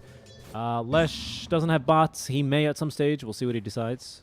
Dire's top tower is under attack. MP ult coming into play. Young God takes a lot of damage from that MP ult. The kisses in return, but it is a hasted Leshrac, and they'll be able to get back while wasting the kisses at the same time. Good catch, good kill coming in.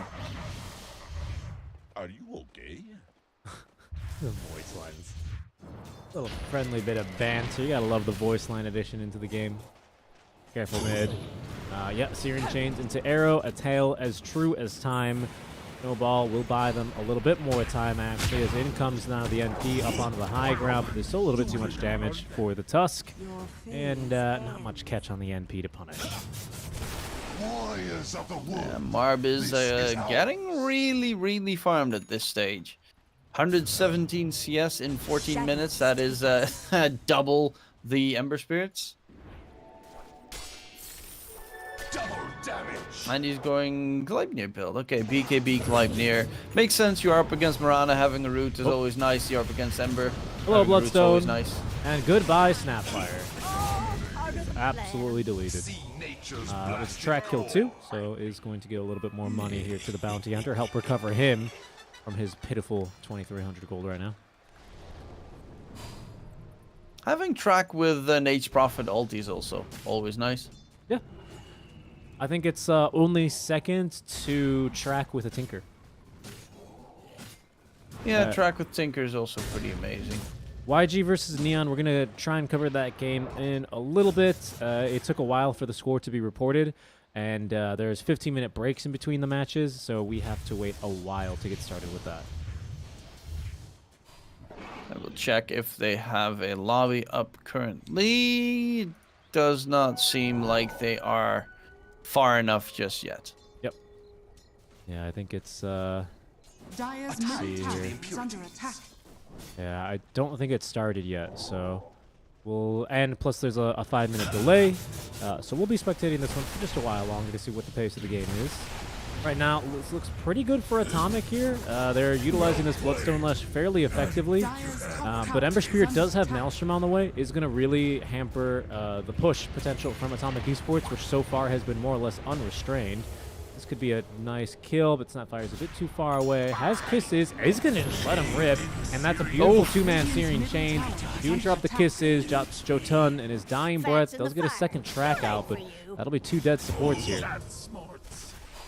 Yeah, that's pretty nice. Kisses coming into play, and the arrow landed. Nice catch there from Yamate, taking down Yona, which is a huge kill on... considering he's got that Bloodstone at the ready. 4 kill streak secured. They do have Marb still split farming all over the place. I think he's got his full BKB. Yes, indeed, full BKB being delivered to the NP. So he is pretty much fight ready. Preferably wants to get that Gleipnir, but if need be, he can join the engagements because the damage output from Sniper is very lacking at this stage. Yeah, for now he's just been farming. Has Mask of Madness, has Dragon Lance. Needs a little bit more. Definitely wants to get this 4-staff upline sooner rather than later, or you know, at the very least, think about picking up the Ag Shard because this 20 talents on Nature's Prophet, not too close, but not too far either. Cookie already used, so Snapfire trapped on the wrong side of the shards and will drop. Well, that's another kill coming in favorably.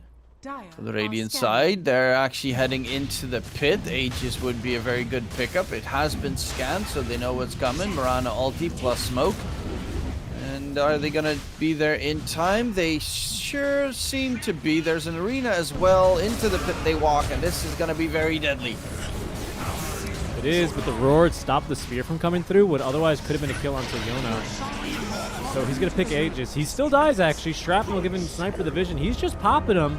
And he's going to keep on popping. 4 dead, maybe 5. Assassinate. Not in time. It could have been way worse there for Atomic Esports. Wow. That was real scary. I thought they were going to maybe get a little bit of a counter initiation going, but Sniper just free to do Sniper things, man. Just did way too much damage in that fight. For the people that don't know MAG NWP, the Mirana from Nerdrig is Yamate. As you can very clearly see in the fact that he is the only one that does not have a rank this game.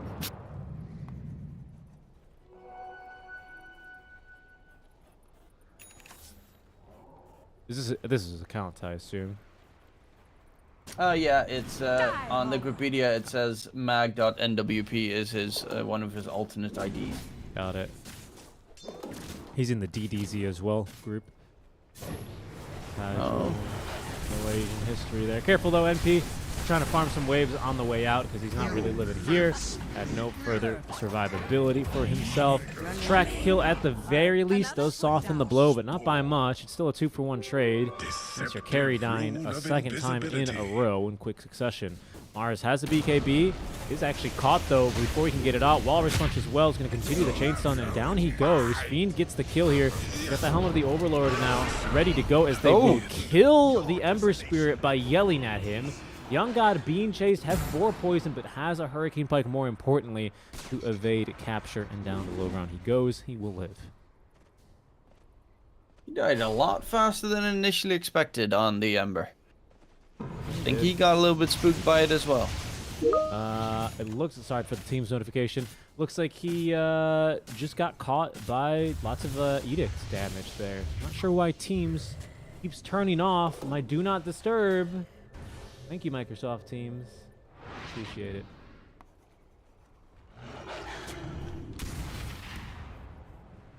Allies disappear. In any case, that's turned off now. Shouldn't bother us anymore. 4 staff on the way for the Snapfire. Low. Nice D wards going. That'll get Atomic booted from the jungle fairly easily. Fiend's been doing a good job, though, for the past couple minutes in making sure that he can actually get this kind of side of the map completely taken over. For the most part, he has been free to do as he please. Oh my god. Yamate is going for an Axe Rush on the Mirana. Oh, he's almost got it, too. Lots of extra damage here on the Starstorm. Does massively increase your farming speed. And is good against the Beast Army from the Atomic side. Point. They need a little bit more clear. Very good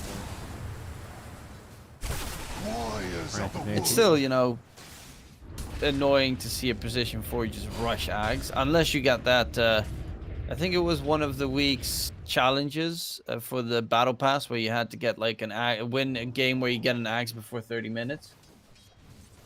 And that was okay when you did it, is what you're saying? Yeah, that's okay when I do it. Okay, Roar from the trees. They're going to need a Walrus Punch. They have it. Ember is dead yet again. Had a Remnant back, but just got caught here. Should be Hawk Vision and this ward. Atomic Esports looking to turn this pick off into a tower. Will be rebuked here by the Fortify, but very good sequence of events for them here. I do really like that voice line, the Eek voice line. Very high-pitched scream sound every time you die. It's a bit one of the more tilting ones for sure. Radiant's bottom tower is under attack. Well, Young God is neck on neck with Marb in terms of net worth, so the sniper really benefiting off of those 2 deaths that the Nate's Prophet got. That delayed his farm potential. Speaking of which, the NP does have his Gleipnir now finished, so he's got the AoE route, which is good against evasive heroes like the Mirana, like the Ember Spirit, even against the Sniper, considering Sniper only has Hurricane Pike to try and get out of range at this stage.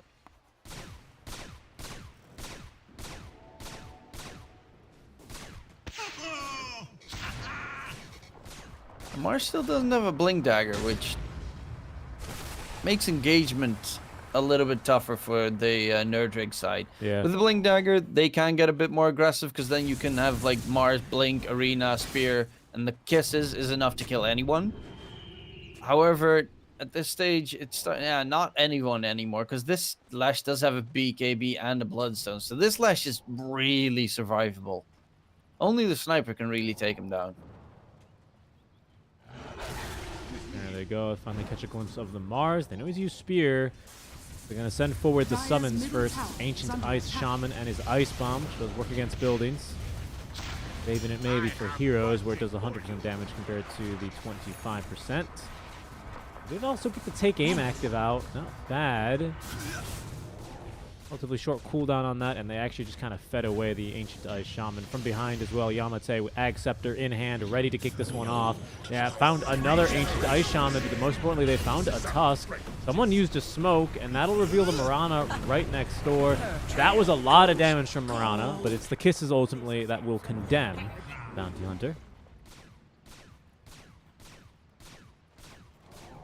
Yeah, that's That's the damage coming out from the Snapfire at this stage, going for the shard next. Good route onto Yona. He does have a BKB, pops it in time. It's going to be a 9-second BKB usage. Route comes out.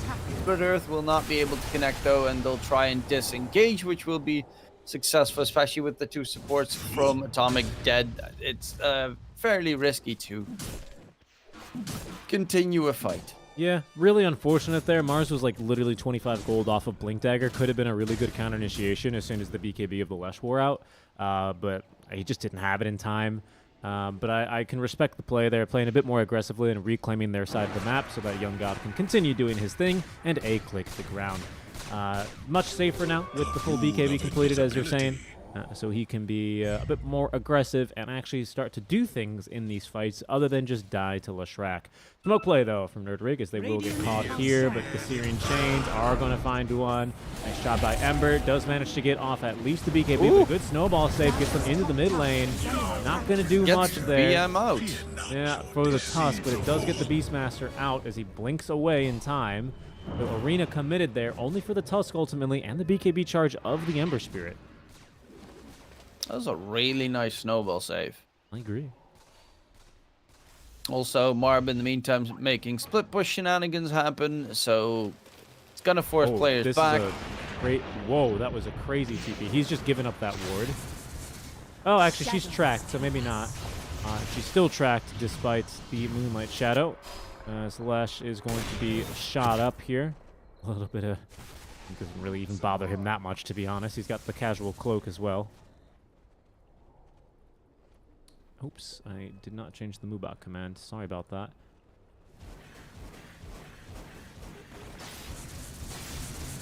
What's your Twitter, DKtruman? Is it at DKtruman? At DKtruman TV, because DKtruman is someone actually named D and then Truman as his last name. Oh, interesting. Donkey Kong Truman? If only. In trouble Drift here. King, bro. Drift King. Drift King. That's how could I forget? Next time, try to be more aware around. It is still the best of the Fast and the Furious movies. Because who does drifting better than some Southern American, than all the Japanese that have been doing it forever? Well, big Arena of catch. Blood is out. Fiend being tossed this way, that way, and eventually killed off as Yona hit by a long duration arrow was forced to BKB and TP away. And Marb's doing some farming. Listen, you can't be mad for letting me think. I'm a gamer, okay? You showed me Dire's top DK, I go to tower is Donkey under Kong. attack. Yes, the original arcade cabinet. Also, Donkey Kong with was that the one where? Oh, yeah, that's where Mario initially debuted. very true. He was Jumpman. He had to jump over barrels and climb the ladders. And sometimes the barrels would choose to jump down ladders and kill you at random, seemingly. Very, very scary game. Dire are scanned. I played it on like the Nintendo, the Super Nintendo. I don't even remember what we had. I actually hate that game with a passion because DK64 requires you to beat it in one life in order to beat the game. And I've never done it, but this team fight is breaking out. They got the Mars, they got buyback with Aegis is Sniper. He's low on HP, low on mana. Marb is just manning up and trying to fight him. Will take him down the once. Now both carries without BKB. Marb TPing away. Arrow, unfortunately, is still covered by the BKB. And now Sniper in trouble, surrounded by 3. Roared up. Oh man, got brought back and just immediately murdered on his second life. Not much the Mars could do here without BKB, without Blink Dagger, and with just Arena of Blood coming off cooldown. Ouch. That was difficult for him. This is a game where both sides that have taken Roshan so far have completely lost the fight immediately afterwards. Roche is killing these teams. SA Roche, baby. Sniper at the very least got the shard, so that's pretty nice as a nice bonus for him. But Marb is pretty big. He's got the AC done, Gleipnir, BKB. This Nate's Prophet, as you can see in the right click off against Sniper, does not lose it just yet. This Blink on Beastmaster is doing a lot of heavy lifting for this team. I really like this build actually by Fiend. Quite impressed with it. see now. Truman, you want to see if that YG and Neon game is up yet? Dire's structures are fortified. I'll quickly check if it is up.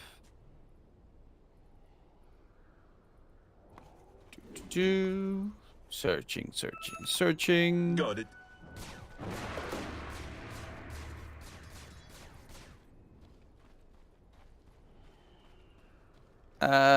Yes, I think it's in pre-draft. Radiant are scanning. Okay.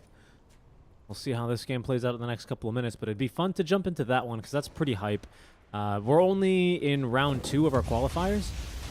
By that I mean that there's 4 qualifiers running. We completed the last one yesterday. We're going to complete this one tomorrow, and we start the third one day after. But YG and Neon Esports, 2 big names that I would certainly almost expect to be in closed qualifiers. Meeting here in best of ones should be a really exciting match. So I think that's the one we're going to try and catch in just a bit. Yeah, there's so many games going on. It's hard to choose. They are very enjoyable. This one also very close between the 2 teams. Again, these 2 teams wouldn't be too surprising if they would both make it towards the closed qualifiers, because I think they are very skilled in their own regard. Nice catch coming out. There is going to be the rotation though. The arena gets dropped, but the BKB does make sure that he does not have any problems, and they quickly disengage from that position.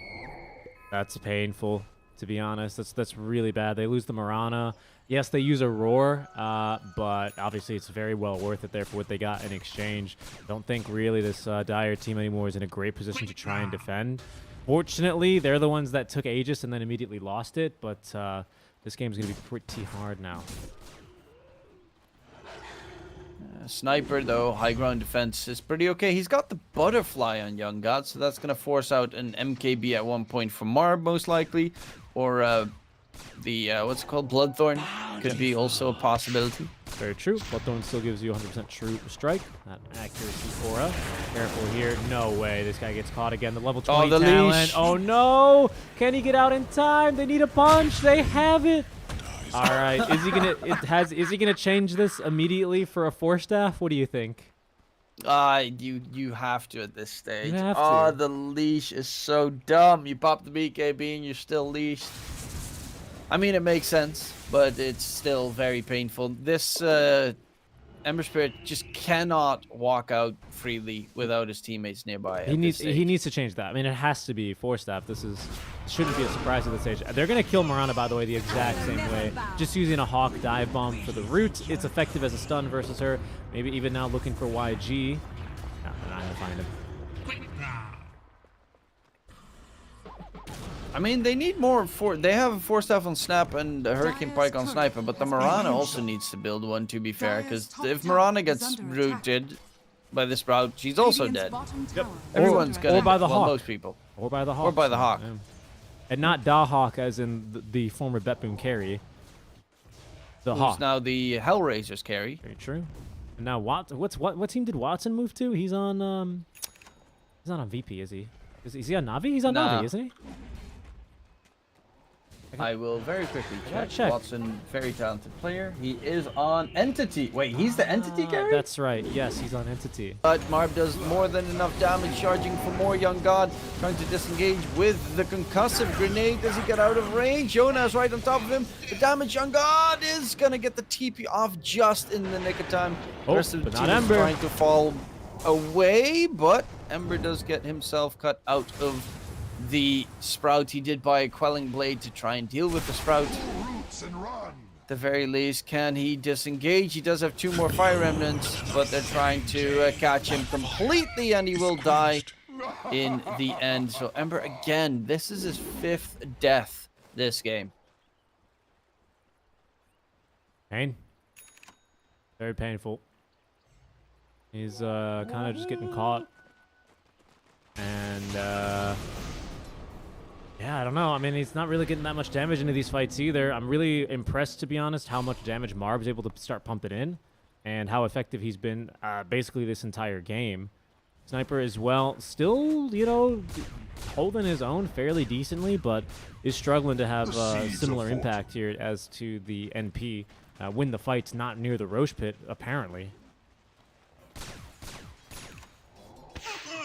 I'll quickly check how far Neon is. Okay, so they have started the game. That means that they are in the drafting phase at this moment. Okay, so like in Dota TV, they're in the draft. In Dota TV, you can see the draft. Okay. I think we're going to jump over. This is a pretty decent game, but with a 14k net worth lead, I would be personally surprised if Atomic did not win this game. Let's go ahead and jump in. Sniper high ground. Yeah. I mean, what do you think? Dire's courier has been killed. I think this could Dire's still bottom be tower pretty is under close. attack. All right, let's get this next fight. I think, yeah, they're about to smoke anyway on the side Dire's of bottom Dire. tower has fallen. See here? They need something going the way here, especially for the December Spirit, having a very tough game ever since the NP20 talent came through. Oh, and that's not the way you want to start the fight. Fiends get a BKB and TP away. Makes the prudent decision despite not having any other vision in the area, only seeing the Mars. Didn't want to risk it. Lesh has the Scythe of Vice now done. Bounty Hunter. This is, of course, you know, he got that track money, but he's got a Lotus Orb and a mech, which is definitely a big plus. Gets arrowed in the meantime by the Mirana, but there's the Scythe coming into play, and Yamate made a little bit of a mistake walking out too far, willy-nilly, Snapfire. Why'd you... He canceled all the punches. That was weird. There's not even evasion or anything. Yeah, he just canceled them manually. He just wanted to hear the Animal Crossing wind sound effect that they put into Dota. Animal. Oh my god, my girlfriend has played the new Switch version so much. Oh yeah, it's a fun game. It's a good one. Eh, I prefer more like Dire's top Harvest tower Moon. is under attack. Fair enough. I thought you were gonna That's say... my farm time. My farm time is when I play AM. I never play core because I suck. Yeah, me too. Radiant structures are fortified. Oh, Well, the leash is on Ember. Oh, he's gonna Off cancel the this TP? BKB. What in the world was this sequence of events? I think, well, let's see if he dies. Oh, he doesn't have enough mana. He's got Soul Ring. He could drop the arena behind him, and he will do so, but it's not going to help Sniper here. Everyone's BKB'd, ignoring the arena. Sniper all out of his mobility. Mars all out of HP. And I think Dire all out of hope, really, for this fight.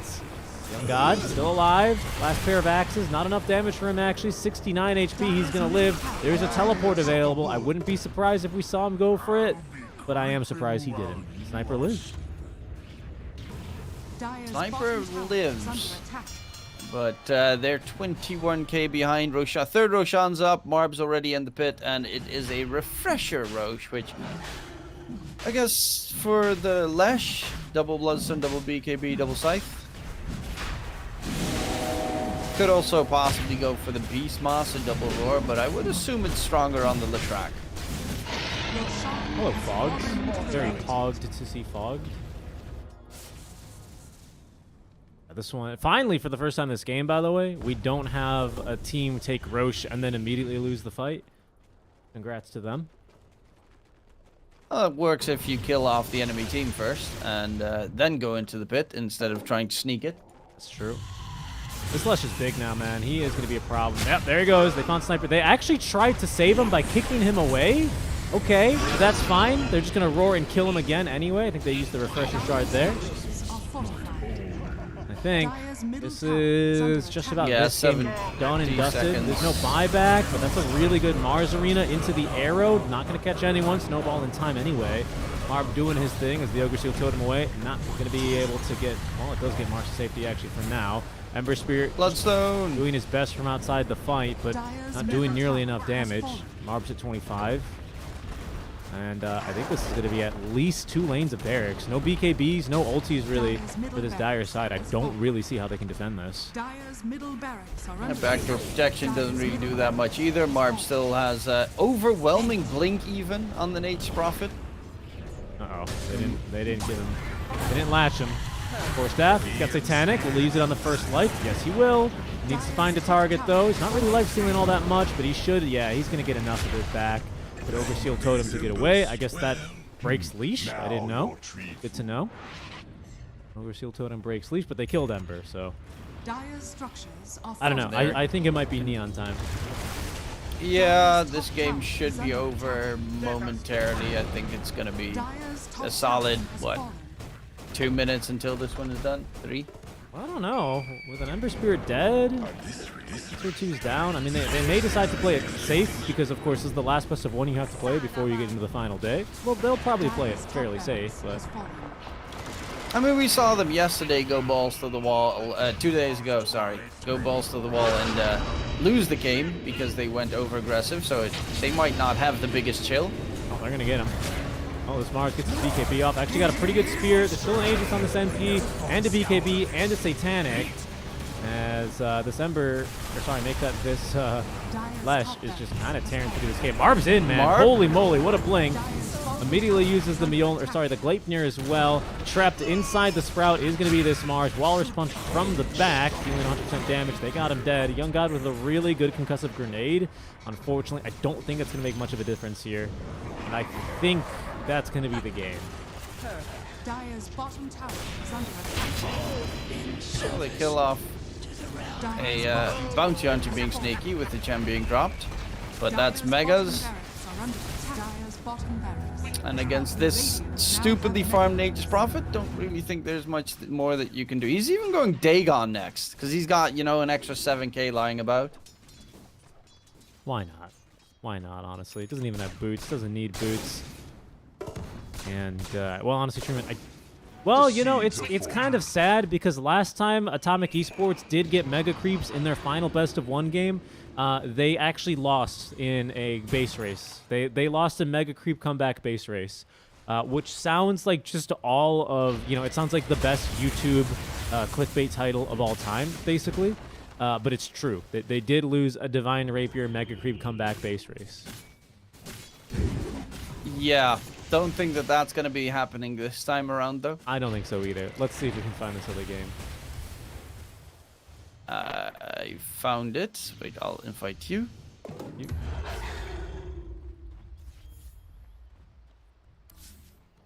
it is.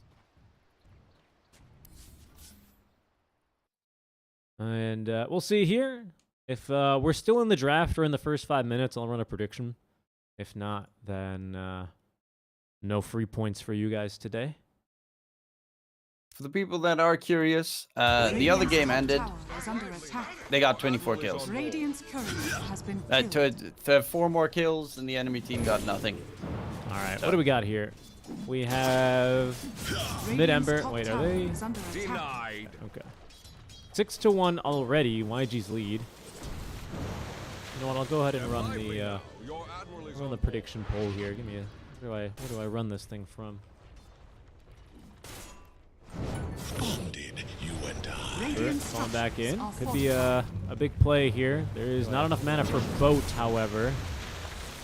Going to Remnant forward. Needs Triple a little bit more. Kunkka Bracer. Yeah, he's tanky. This is an arcane rune, though. Oh my god, an Abaddon, however. I turned down the stream audio on accident, pardon me. It will eventually cut through him, though. Well, that's Burma in stolen right there in mid from the Kunkka, who's already not the smartest. But this Slark is, it seems, getting a full free lane, which is terrifying.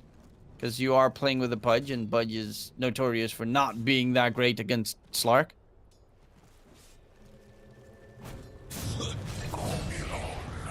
And the Abba's going to drop as well. That's a hero that definitely doesn't want to be losing ints. He's a very mana-dependent hero. 2-2 build, so obviously position 5. Oh, yes. Network. Here's the network for y'all. Oh, no, Young PH. Why did you... I guess he didn't really need it that bad, but definitely probably still should have picked up the regen rune there. A little unfortunate. Kunkka bottle, that's also an interesting choice, considering it's probably one of the best mid laners to get a bottle on, with the X Mark TP. Well, he's so far just okay. We have a Slark as well into the Lycan off lane. Looks like the Slark had a very easy time here. Let me go check last hits briefly. Yeah, 18 denies right now for the Slark as the laning stage is wrapping up. Lycan only gets his pause on 29. Not bad. but probably farming a couple of small camps in between. Offlane Primal Beast going for this Vanguard build into the Phase Boot, so lots of armor here for him. Playing into the Pudge, who also has a Vanguard. Okay. My God, the snow is like... Mid lane, though. Probably a little bit of a fight breaking out. PTP in time. Rum buff. Oh, he's going to get the rum buff, but he's only one hit anyway. Does receive a little bit more HP courtesy of the Mist Coil, and actually Kunkka will make it out of here alive. That's impressive. Clutch CP there from the Abba. Let's see if he can do the same for the Disruptor. Not the case, and also he's going to die. That's +4 right there. Count it for Hated, this Silencer. Clark TPing on in, looking for this kill onto the Ember Spirit, but almost a full magic wand there. He's going to get him blocked. back in a fighting shape. Oh Stuck my! inside the Shadow Dance and killed off. Was he trapped by the wolves? Yeah, he was trapped by the wolves. He couldn't go out, and even the Ember walked back in to make sure he continued staying Dire's middle trapped. tower is under That attack. was really impressive. I think he dies. I think he... Oh, no, he doesn't die. Pardon me. That was a really good cleave. And maybe they actually get Lycan here.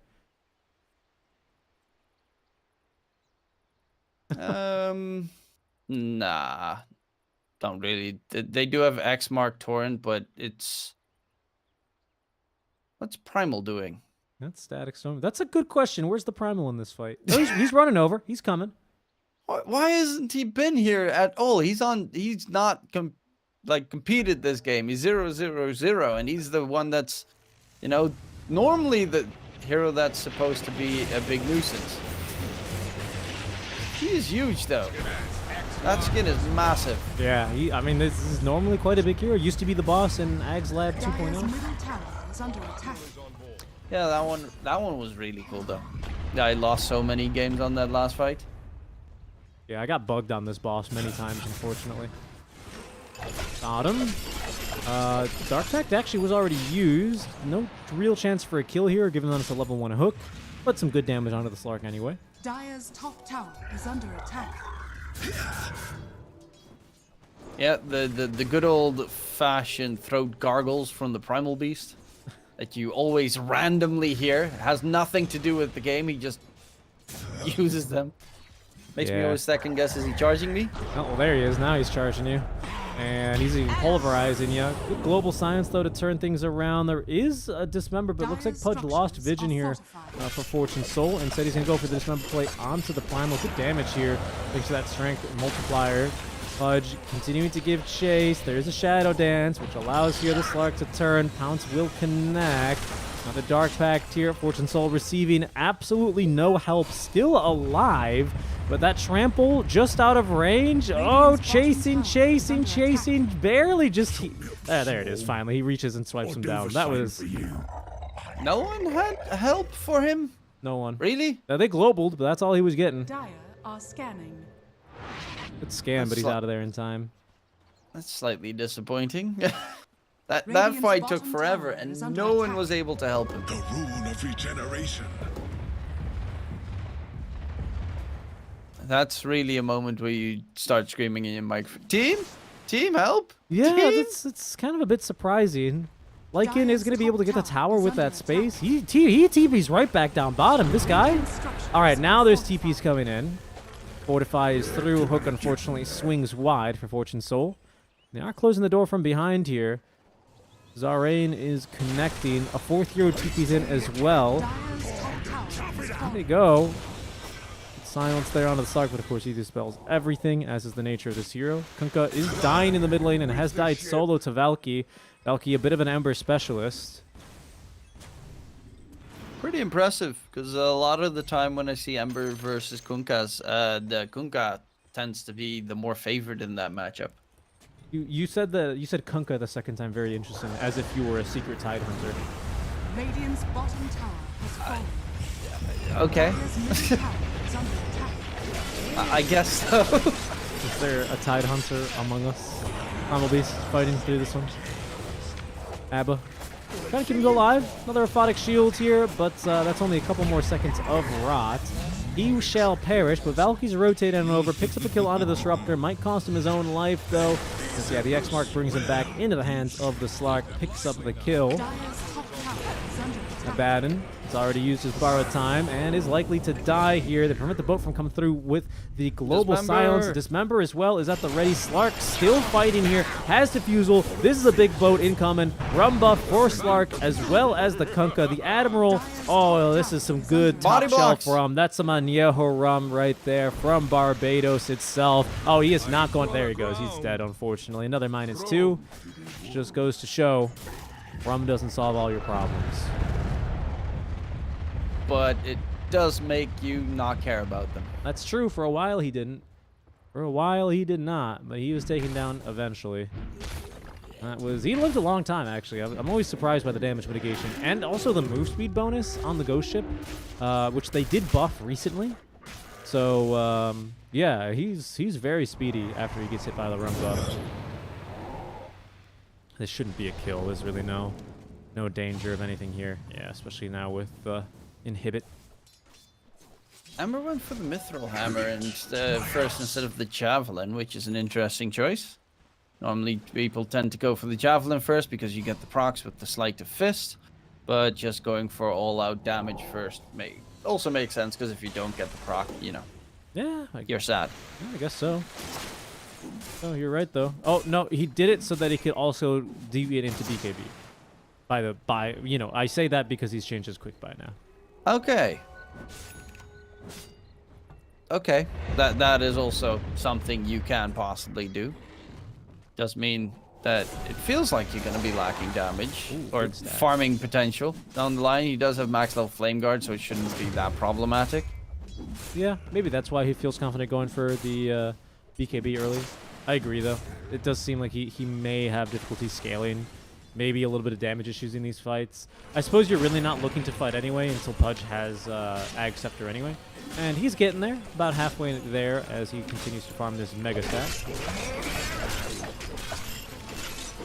Yeah, that Pudge Ags is always kind of go time in most of these games. Lycan doesn't have like the best, you know, Aghanim Scepter target, but it would be very fun to watch a very fast farting hound charging after people. It's true. Pudge, well, eventually with his strength gain and hopefully some flesh heap stacks to his name, does eventually get a lot of damage going. Big stack. This is Young PH's second mega stack that he's farming here. What do you think he's going to buy? Another bracer with all this gold? Probably BKB, because, you know, gotta stay boring. Ah, well, it's the right move, I think, here. Triple bracer for the lane. You get a BKB, you're very survivable, but then again, they're also not necessarily a lineup. They have very survivable heroes, but they're also not a lot of damage that they bring to the table. Home of the Overlord finish now for Enryu. So his wolf pack now becomes a little bit scarier, much scarier even, I would say. Yeah, he needs to get a good ancient creep though. I do like the cooldown one, the 10% cooldown. Me too. I'm surprised no one ever uses it. We saw them use the Ice Shaman twice last match, but I do really like the cooldown. I think it's like a 10% AOE CDR reduction, which is pretty good. Yeah, I never get why no one actually used it, but instead they want some, you know, Frost Orb.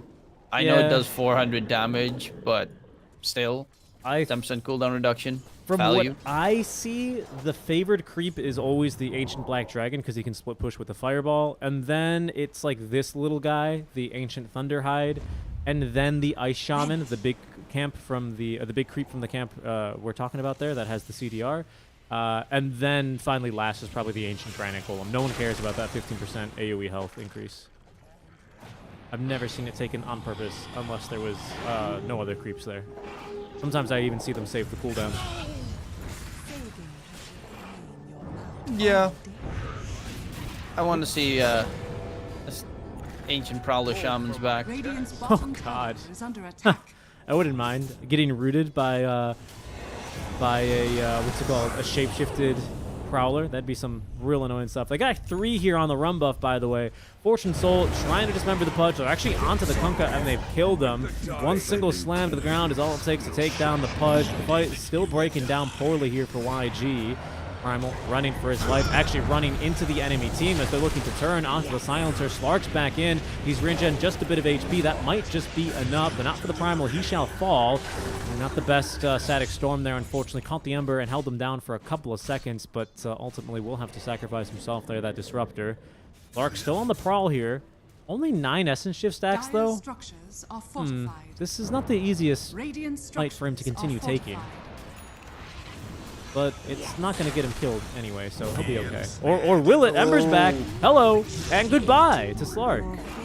Valky's playing really well on the Ember. He's also got the BKB now done, which he got delivered. Gets the root off onto the Baron. That should be another kill coming in. That damage from the Ember is actually no laughing matter. Jeez, it's a lot more than expected. With the Vlad's aura as well. I guess so, yeah. I guess that's what it has to be, because he's really doing a lot of damage here.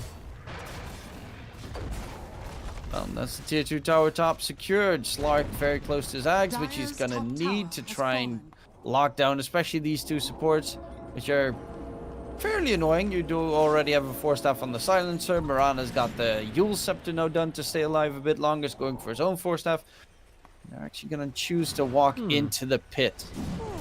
So many infinite scaling heroes in this game, by the way. Silencer, Pudge, Slark.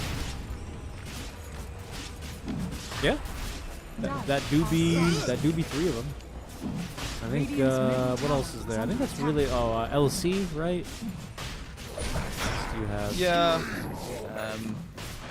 There's a lot now. Axe scales infinitely. Not left. Necro. The armor. Sean has fallen to the Radiant. That's right. They added a couple of them. I'm surprised how fast they went through that Roche, man. This lineup's no joke. They have quite the time in here. Now with the DD rune about to be in the bottle of the Ember Spirit, you can see he's picked up a DD and he's got the Arcane ready to go as well. They're gonna be really looking for a fight. Pudge is a bit low on HP, but yeah, they're gonna smoke up immediately here in the mid lane and start sweeping across the map. See what they can find. I almost got baited by that Dismember. Hey John, how's it going? See what they can get here. Oh, Searing Chains is ready. It's basically always ready. BK beat up. Global Silence. Oh, Disruptor's dead instantly. They have kind of split here, looking for their next target. It's going to be the Abba. Killed him after the borrowed time ended. Now Primal Beast, doing what he can, is immediately lifted there by the Yule Scepter of the Mirana. Comes brought back down and eaten by the Pudge. Neon Esports. Wow, that double rune timing there for the Ember Spirit looked real good. Yeah, DD Arcane Rune is not a bad combination for an Ember. Oh, going in for the a nice hook there from Fortune Soul. And they keep Enryu alive for the time being. It's even body blocking. Yeah. That's so well done in terms of team coordination from Neon to keep their heroes alive. Fortune Soul still has the Aegis. And he had that wand as well. 11 wand charges, really baiting that out till the end. He's got a Dismember, just needs to find a target, and that's one. It'll be the Abba, who does not have borrowed time for 2 more seconds and is killed off by Valky, who also, in the same sleight of fist, takes down young PH. In comes now the Primal Beast, but this is starting to maybe feel a bit like a feat train. Who knows? Maybe they're going to finally pick up a couple of kills, as Slark will get 2. He's got 20 stacks of Essence Shift now. Pulverize onto the Pudge. No Yule Scepter, no arrow to cancel it. Pig pole trying to get here the Shadow Fiend out of trouble. Valky's returned from his trip back to the fountain, full HP and half mana, more than enough resources to take down the Primal. Very long fight, but not one that the Slark is yet well equipped enough to take. Radiant's top tower is under attack. Yeah, this Ember Spirit damage from Valky is actually so much. I did not expect it, an Ember Spirit without a Milsim to be able to pump this amount of damage in these engagements, but jeez. Sleight of Fist, half HP's the supports from YG every single time. The Kuka has BKB. He has 3k HP when he pops up his armlet, and he still dies in no time. What I'm most impressed by is how few Flesh Heap stacks that Pudge got from that engagement. He still only has 5, which is very surprising. In the meantime, we're up to 18 stolen ints, which is 9 kills. And Slark, 8 stolen Agi, so we are starting to trade some stats here. Everyone's starting to get a bit more and more. So it's kind of a weird game with a lot of brawling. Net worth-wise, it's not even that problematic for YG just yet. Slark is still a pretty strong hero once he gets his BKB, but he really needs that BKB in these engagements because there's so much AoE magic damage coming out from Neon Esports. You just need to survive on the Slark to turn the fight around. Yeah, very true. I think they how many Lotuses do they have queued up now? They've got one completed here on the Primal. Abba's going for one. Curiously enough, he decides to pick up the Perseverance first. I think with the amount of damage that he's actually taking to Ember Spirit Sleight of Fist, I'd probably have gone for the Plate Mail personally. But the Perseverance should give him enough mana to spam his spells adequately in the fights, so there is that advantage to be said. The prize is mine. Lycan's got Orchid. Huh. That's also not one that I expected to see on the Lycan this game. Yeah, it's a little curious. Very strong item versus the Kunkka, versus any of these supports, right? You actually kind of destroy an Abba with a silence. He's very annoyed by that, as they will kill Valky. Or sorry, Valky will kill Zarain and force the borrowed time. He's thinking about going for more here, actually. Has Arcane Rune. Why not? Let those remnants rip. So there's going to be the global silence. Slark can do nothing but watch here on the high ground. It still does not himself that dispel. They've also caught now the Ember Spirit by the boat. Ooh, the silence dispelled immediately. Ember still surviving here, but brought back and killed here eventually. It'll be Fortune Soul at the very least picking up another kill onto Shoti, the Primal Beast, but it's Slark who picks up nearly 900 gold, ending that godlike streak in the Ember. Yeah, this time he went a little bit too deep, and that cost him severely, but a little bit of a glimmer of hope for YG, because they again lose 3 for that trade-off. And considering net worth-wise, it's not that big of a difference, because they did buy back on the Disruptor. It still does look very rough for YG. Like, this Slark, the burst damage output that they have on the Dire side is not anywhere close enough, but with Young PH getting the AC next, that should be a big difference maker. That's a big arrow hook. That ward is going to pay off huge here. They do get the Aphotic Shield in time to dispel the Dismember. And actually, Primal's going to live. Not a lot of HP, but it gives enough time for Slark to jump the backlines. But they've caught him here, actually. He can't get off the Shadow Dance because of the Orchid. Just used the Dark Pact, and down he goes. Valky dropping a tip there onto his Lycan, who's purchased the item. And that, I think, justifies the purchase to me, Mr. Truman. Hey, they catch him. Apologies for the bit of Kale. We are back again. I'm gonna have to give the router a good old reset here after this stream today, folks. Thanks for dealing with it. As we have returned already. Didn't miss much. The Abba did not TP away. They went up to high ground, didn't really do anything, and we're back. Radiant's top tower is under attack.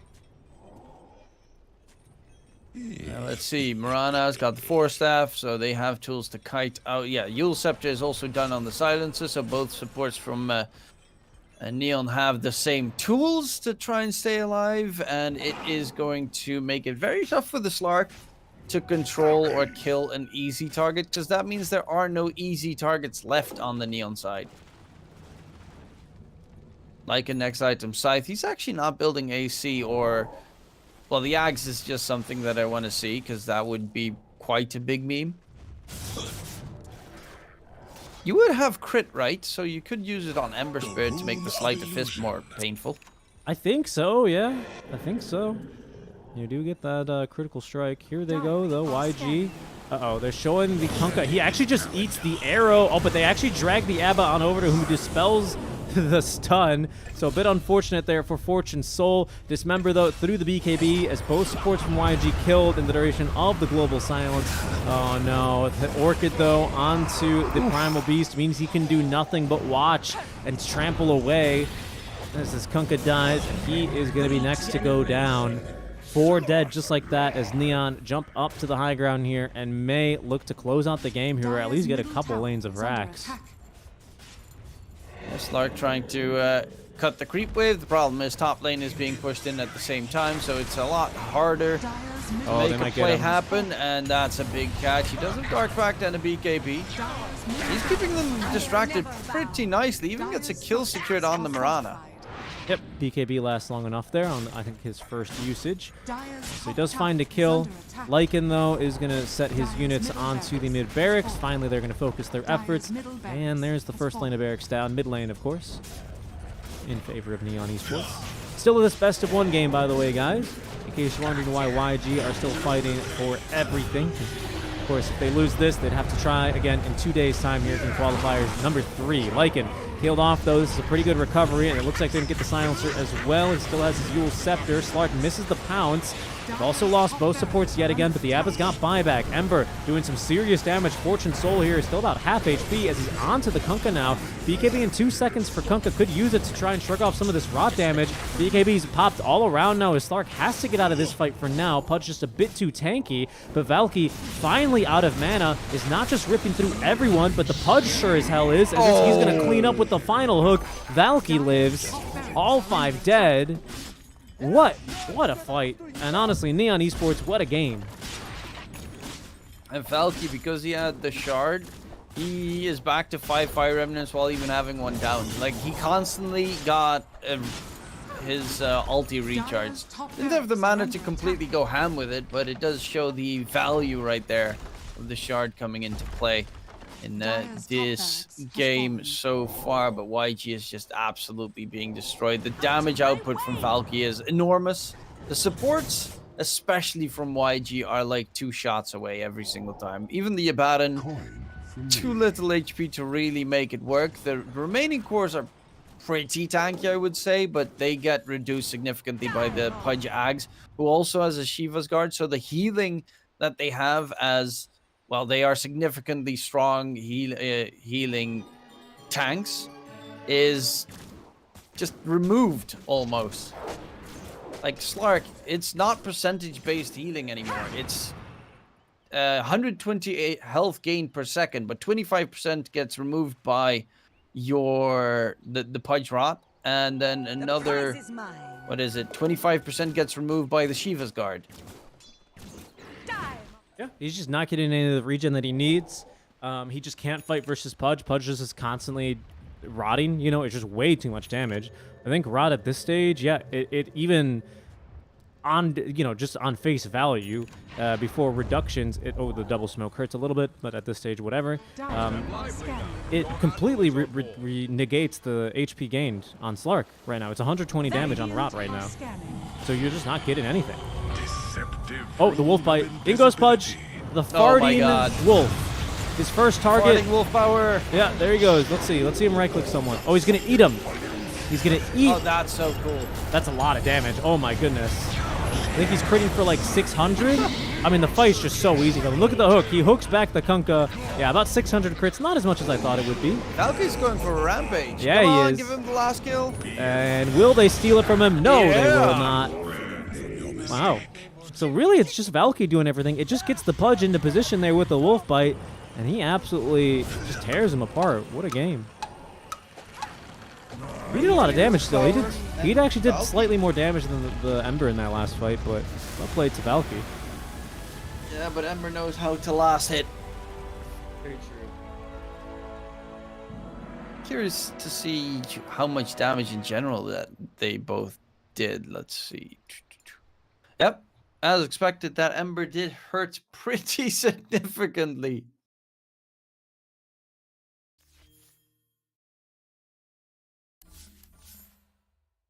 What do we got? Oops. Let me see.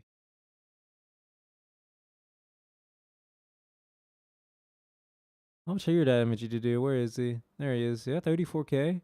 Oh, that's damage received. 50k damage dealt. Yes, that seemed right up their alley. This Primal Beast as well, unfortunately, didn't really seem to have the impact that they were quite looking for when they probably drafted him, because he just kind of got shut down. I really have to commend Enryu. I think all of Neon played exceptionally well. It's hard not to give a special shout out as well, of course, to the Ember. But what I was most impressed by as well, to be quite honest, was the Enryu's item build. I really liked it. Going immediately for the Orchid following the Helm of the Overlord is very unorthodox, but actually did catch them a couple of crucial kills every now and then and made it much more difficult for the Slark especially to get aggressive in the fights prior to his BKB. Well, that does Yeah, it was pretty impressive. The amount of damage that came out from the Ember in the game, and honestly, when we jumped into the game, it looked a little bit problematic for Neon Esports, but that just shows you that the early game really means very little in the state that Dota is currently in. There's, by the way, one series still going on, and that's Sky and Core Esports versus Spawn Team. So, want to check that one out, considering it's the last one of the day anyway. Sure. Let me see if I can find it. There it is.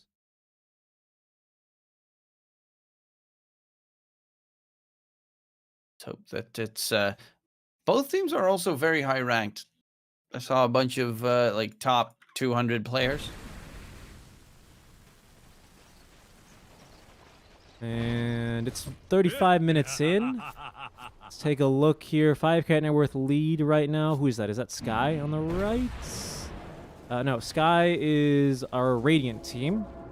That is Sky Encore team versus Spawn team. Saw Spawn team yesterday in day number 2. I don't believe they made it out of the quarterfinals, but they are looking to make it 2 out of 2 here. Oh, of course. They've got Mamang Daya. Yep.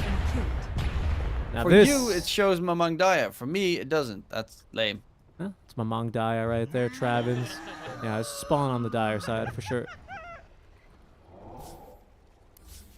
Oops, let me do this. Let's take a quick look at items. This Morphling is, I think that's Swift Blink probably. Let me see, recipe Swift Blink indeed. Not yet finished, but has Lincoln's already done and completed. Let's see him absolutely murder this Shadow Demon. Down he goes. He's got Lincoln Sphere, so doesn't really have to be too concerned with the disruption. And Ag Scepter, by the way.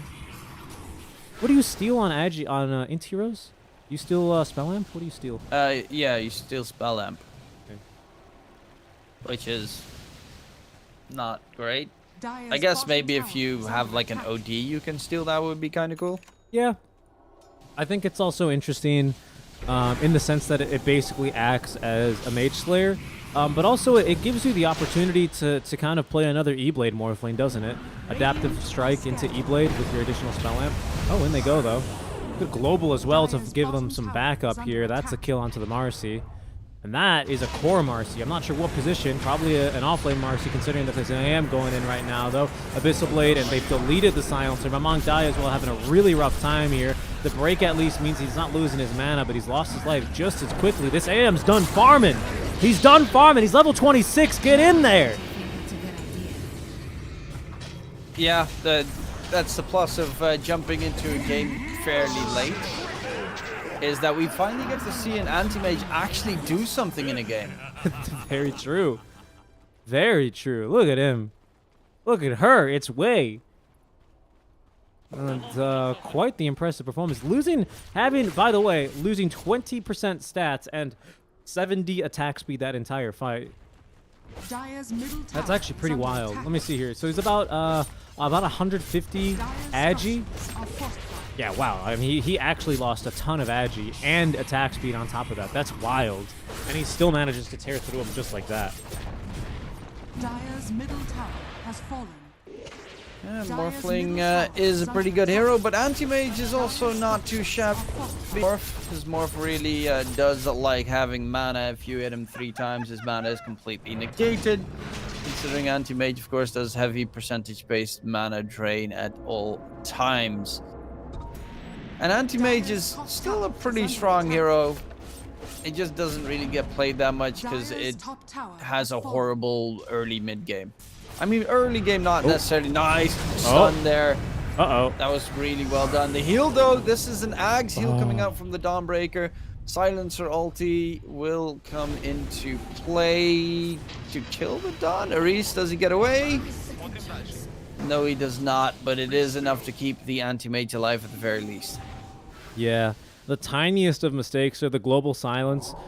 Before he actually used the Manta style, he dispelled it, popped the counter spell, and then blinks away. They do at least get themselves. I think this is an off. No, this has to be a support Dawnbreaker. This is a support Dawnbreaker, just very well farmed. Equally as so, actually, as the offlaner. In fact, so much so that it's kind of hard to... No, this is definitely the offlane Marcy, because there's no way they allowed her to build a Falcon Blade if she was a support. Angle also has defusal. Very good point. Very good point. Oh, Dravens got deleted. And maybe thinking about going back in. Oh, wow. Oh, my. That's an Aegis, though, but the rest of the team may not be alive by the time that Morphling comes back. A good blink away at the very least as he avoids the Rolling Thunder. AM continuing to give chase as the Animarcy as well, bouncing around the fights. They must have a Gem of True Sight because this Anxious Prophet is right under a sentry and also dead. That's 3 dead. Aegis as well, gone. Yeah, that is a lot of net worth back in favor of the Radiant side, and the anti-mages. Well, he's getting huge. He can still sell his power treads to get an Ayaskadi if he needs to. Still could get a shard and Ags later down the line as well. So there's some room for growing regardless. Jikroy on that Morphling going for the BKB. Yeah, it seems logical to get the BKB considering how fast he just dropped. I really wonder what happened in this. Oh, looks like Spawn messed up a high ground siege, probably. It seems like they were probably winning this game. Oh, hello. And good global silence there. Morphling does back up, though. Wasn't feeling too confident there, and well, for good reason. As Dense Sanity is in, looking for more targets.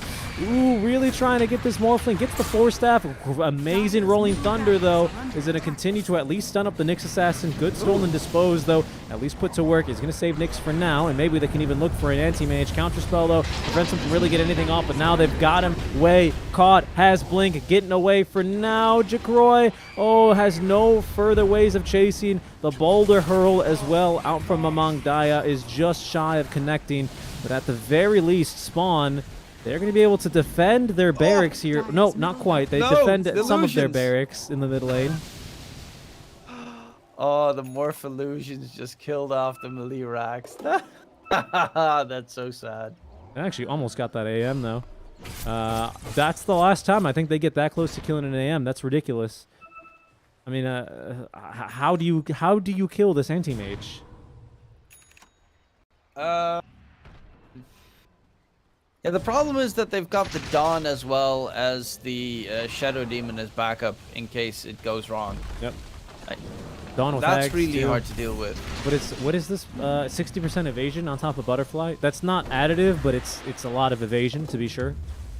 And the Morph does have his MKB just finished up though, so that should be a way to try and turn it around a little bit. But in return, Anti-Mage got the Scotty, which is again an anti-Morphling item because of the healing reduction.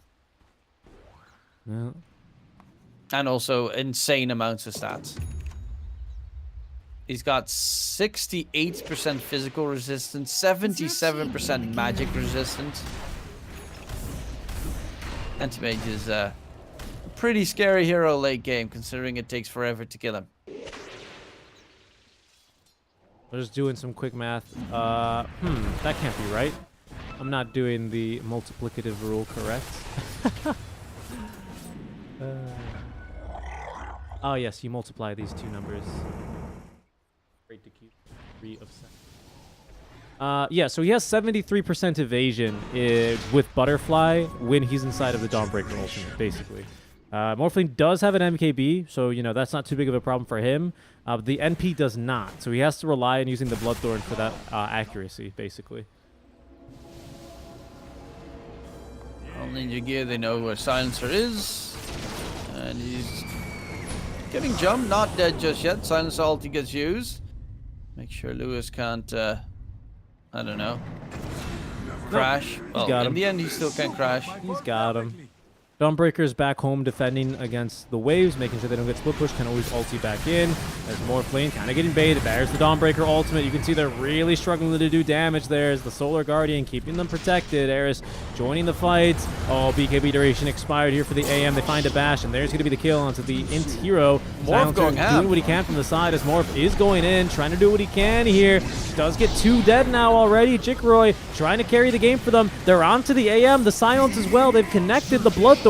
AM down for the count. Jikroy looking for his 4th kill of the fight. He's going to get that Adaptive Strike shot back at him, but has the Lincolns to protect him. There's the big old waveform here. The Swift Blink in place, and Eris is down. Jikroy with 4 kills. Okay. that Morphling MKB damage coming in pretty heavily right there. It just destroys the Marcy. And yeah, Marcy went for an all-out damage build, just trying to burst people down with the Basher BKB Daedalus. But now this Morphling is kind of unleashed. He also, as you mentioned, steals all that agility away from the anti-mage plus the attack speed, which first of all is great for the Morphling, but it also reduces the amount of armor the anti-mage has at that stage significantly, making him a lot softer to smack down for this Morphling. Now Roche is up, so this could be a very serious turning point. I don't think the buyback on the Nature's Prophet ended up being completely necessary, and I think after that performance, you kind of have to give Morphling the Aegis here. So this is a little problematic for Spawn. We'll see what they do. I don't know if Red's getting anything here. Ag's Blessing. There it is for the Nyx Assassin. He can now burrow mid-fight. So gives him another optional stun here versus the Anti-Mage.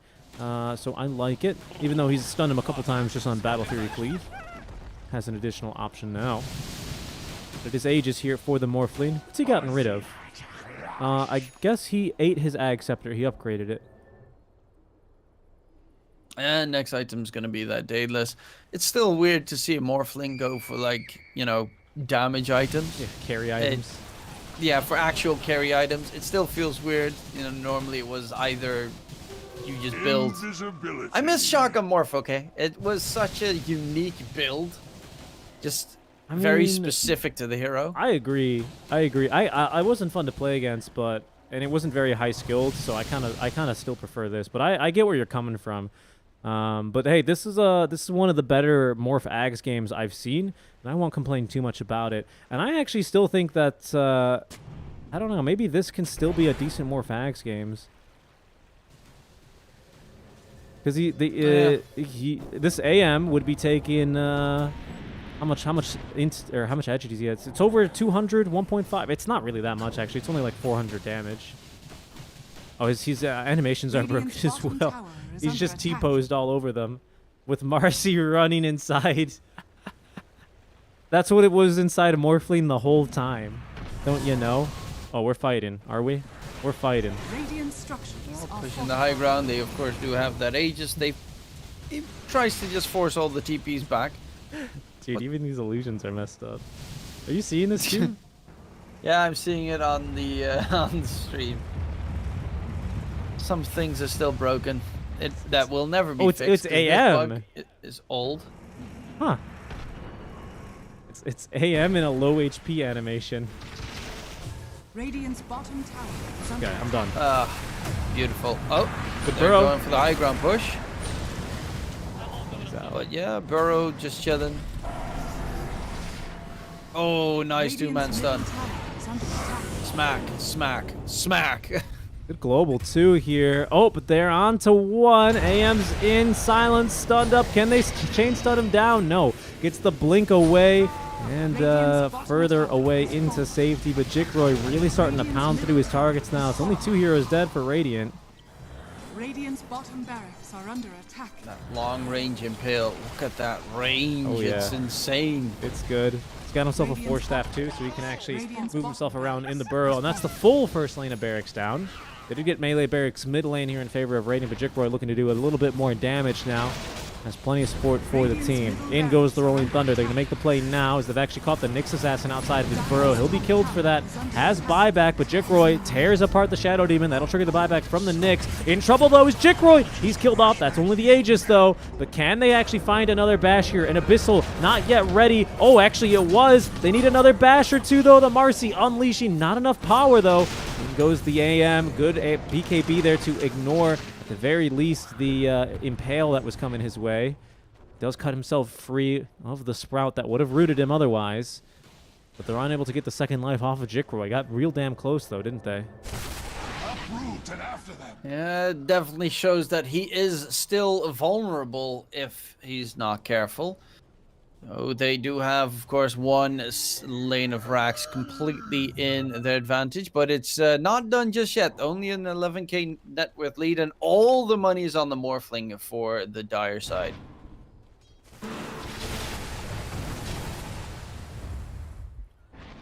does have Daedalus done. He's going for a BK. Wait, he hasn't had a BKB yet on the morph. Huh. No, I guess not. 10,000 gold. What will he spend it on? BKB? Moonshard, yes. Is he really? Oh, that'd be Nah, hilarious. if only. Though it is actually also kind of Moonshard time. Because he can't purchase a full Moonshard. Yeah, it could be Moonshard time. What's his He has the surplus? courier. Yeah, his courier's at the outpost. He's got enough surplus for both. Yeah, but it does look like he's going to get himself the Moonshard for sure. I don't know what Nyx is going to do with his point booster now, by the way. What can you turn a point booster into besides Ags? Aether? Or Octarine core, I guess. With his Aether. Octarine is pretty good. Yeah, that's very true. Fairly close to it as well. Another's Wraithbacks. No. I mean, to be fair, they are mainly physical damage. So it's actually still a pretty good Wraithback game. That's a good point, yeah. Who's building it? Is anyone building it? Nah, because no one likes the item anymore. But he could use the point booster for Wraithback. Dawnbreaker also has a refresher, by the way, so you can double Solar Guardian. And I think with Ag Scepter, you jump into the air, like right away, so you can't be killed like when you're on the ground. So now you have two, and how much time is that then? I don't know. It's a long time. You channel for 1 second, and then you're in the air for a while. But fight's breaking out. Good blink away in time. AM counter-initiating. Global Silence. Going to Manta it off immediately because he's anime mode. But so Marcy's in 2. But 1 HP, but still fighting through this. Now there's the Solar Guardian coming on in. But they found that Morphling gets just barely away from him away until the AM finds him a second time. Rolling Thunder, the rebound, and everything else thrown at him. They will take down the Morph. Yeah, and 2 others on the side of Spawn do not have a buyback available. It is on cooldown for both, even though the NPs is getting slightly closer. He is lacking $800. So this game is now back in favor of Sky and Core. Are you seeing this death summary, by the way? Look at this. Look at this freaking... Stunned, disarmed, killed. Nothing he could do, that poor man. Mamang Daya. I mean, I'm sorry. Didn't you get the memo? This is a hard game for you to move or do anything. You're just going to be permanently bashed and stunned. Although it is taking them a long time to kill him, but it's ultimately not going to matter. He has buyback.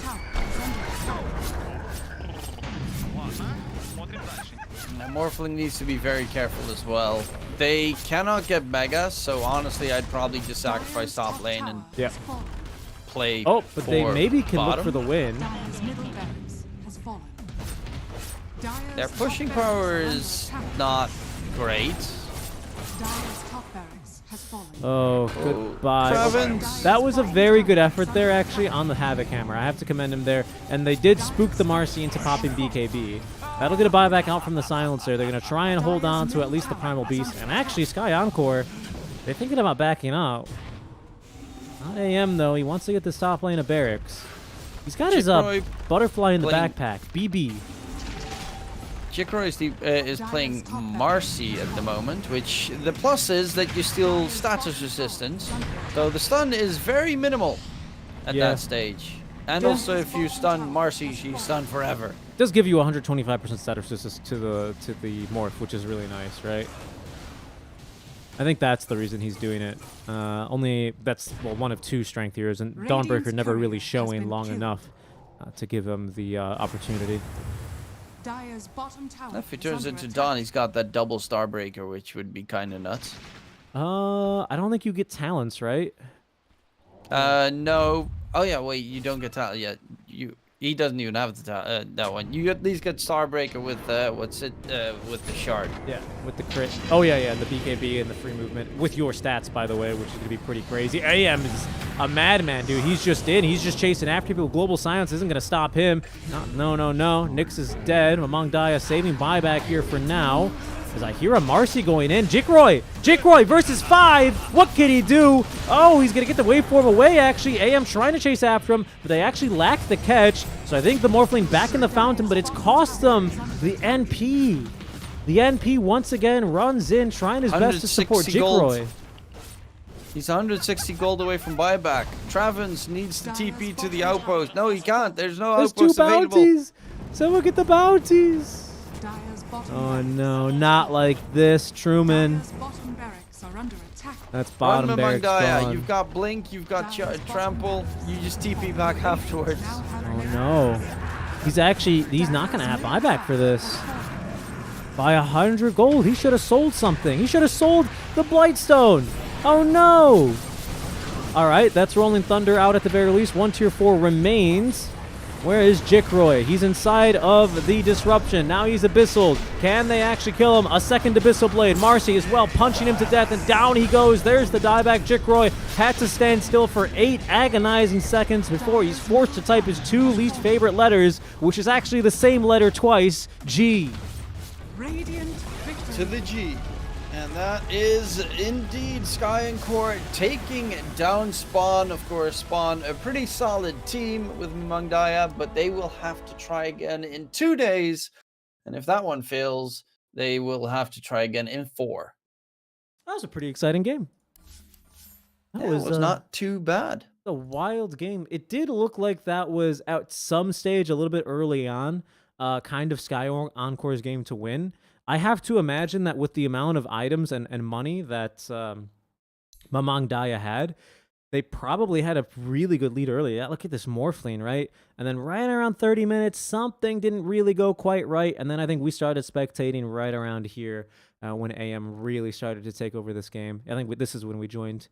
But yeah, I mean, just goes to show you, even if you're real strong, it is difficult to 1v5. Marcy and Pango both really being difference makers there for Sky Encore Esports, I have to say.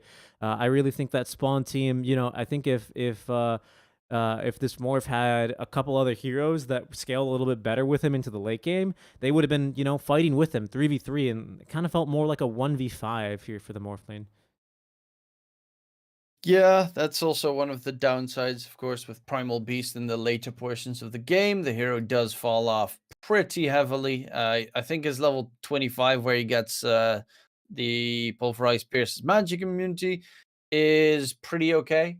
Didn't even go for that talent, by the way. He went for the Pulverized Duration talent. So at that stage, you just, in the late game, you really don't do anything as a Primal Beast compared to on the other side, you had the Pangolier, who did a lot with his stun locks, with the Rolling Thunder through the team fight engagements the entire time. Yeah, a really fun game, though. And GG well played to Spawn team, who are, make that Sky Encore Esports, who are going to take this game and move on to day number 2, which we have our bracket fully set here now live on your screens. We're going to have Team Virgo for the second time here playing in day number 2. They'll be taking on Kobolds. Neon Esports, who bested YG. We saw that game as well. We'll be facing Revo, which is not a team I've actually gotten to spectate quite yet. And I believe Revo's first time making it to day 2. Neon have made it to day 2 previously as well. Sky Encore Esports, I believe, also their first time making it to day 2, alongside TMV, RZ making it to day 2, and now Atomic Esports, who last time lost the Mega Creep comeback, are going to make it to day number 2. And on to the best of 3s. Congratulations to them.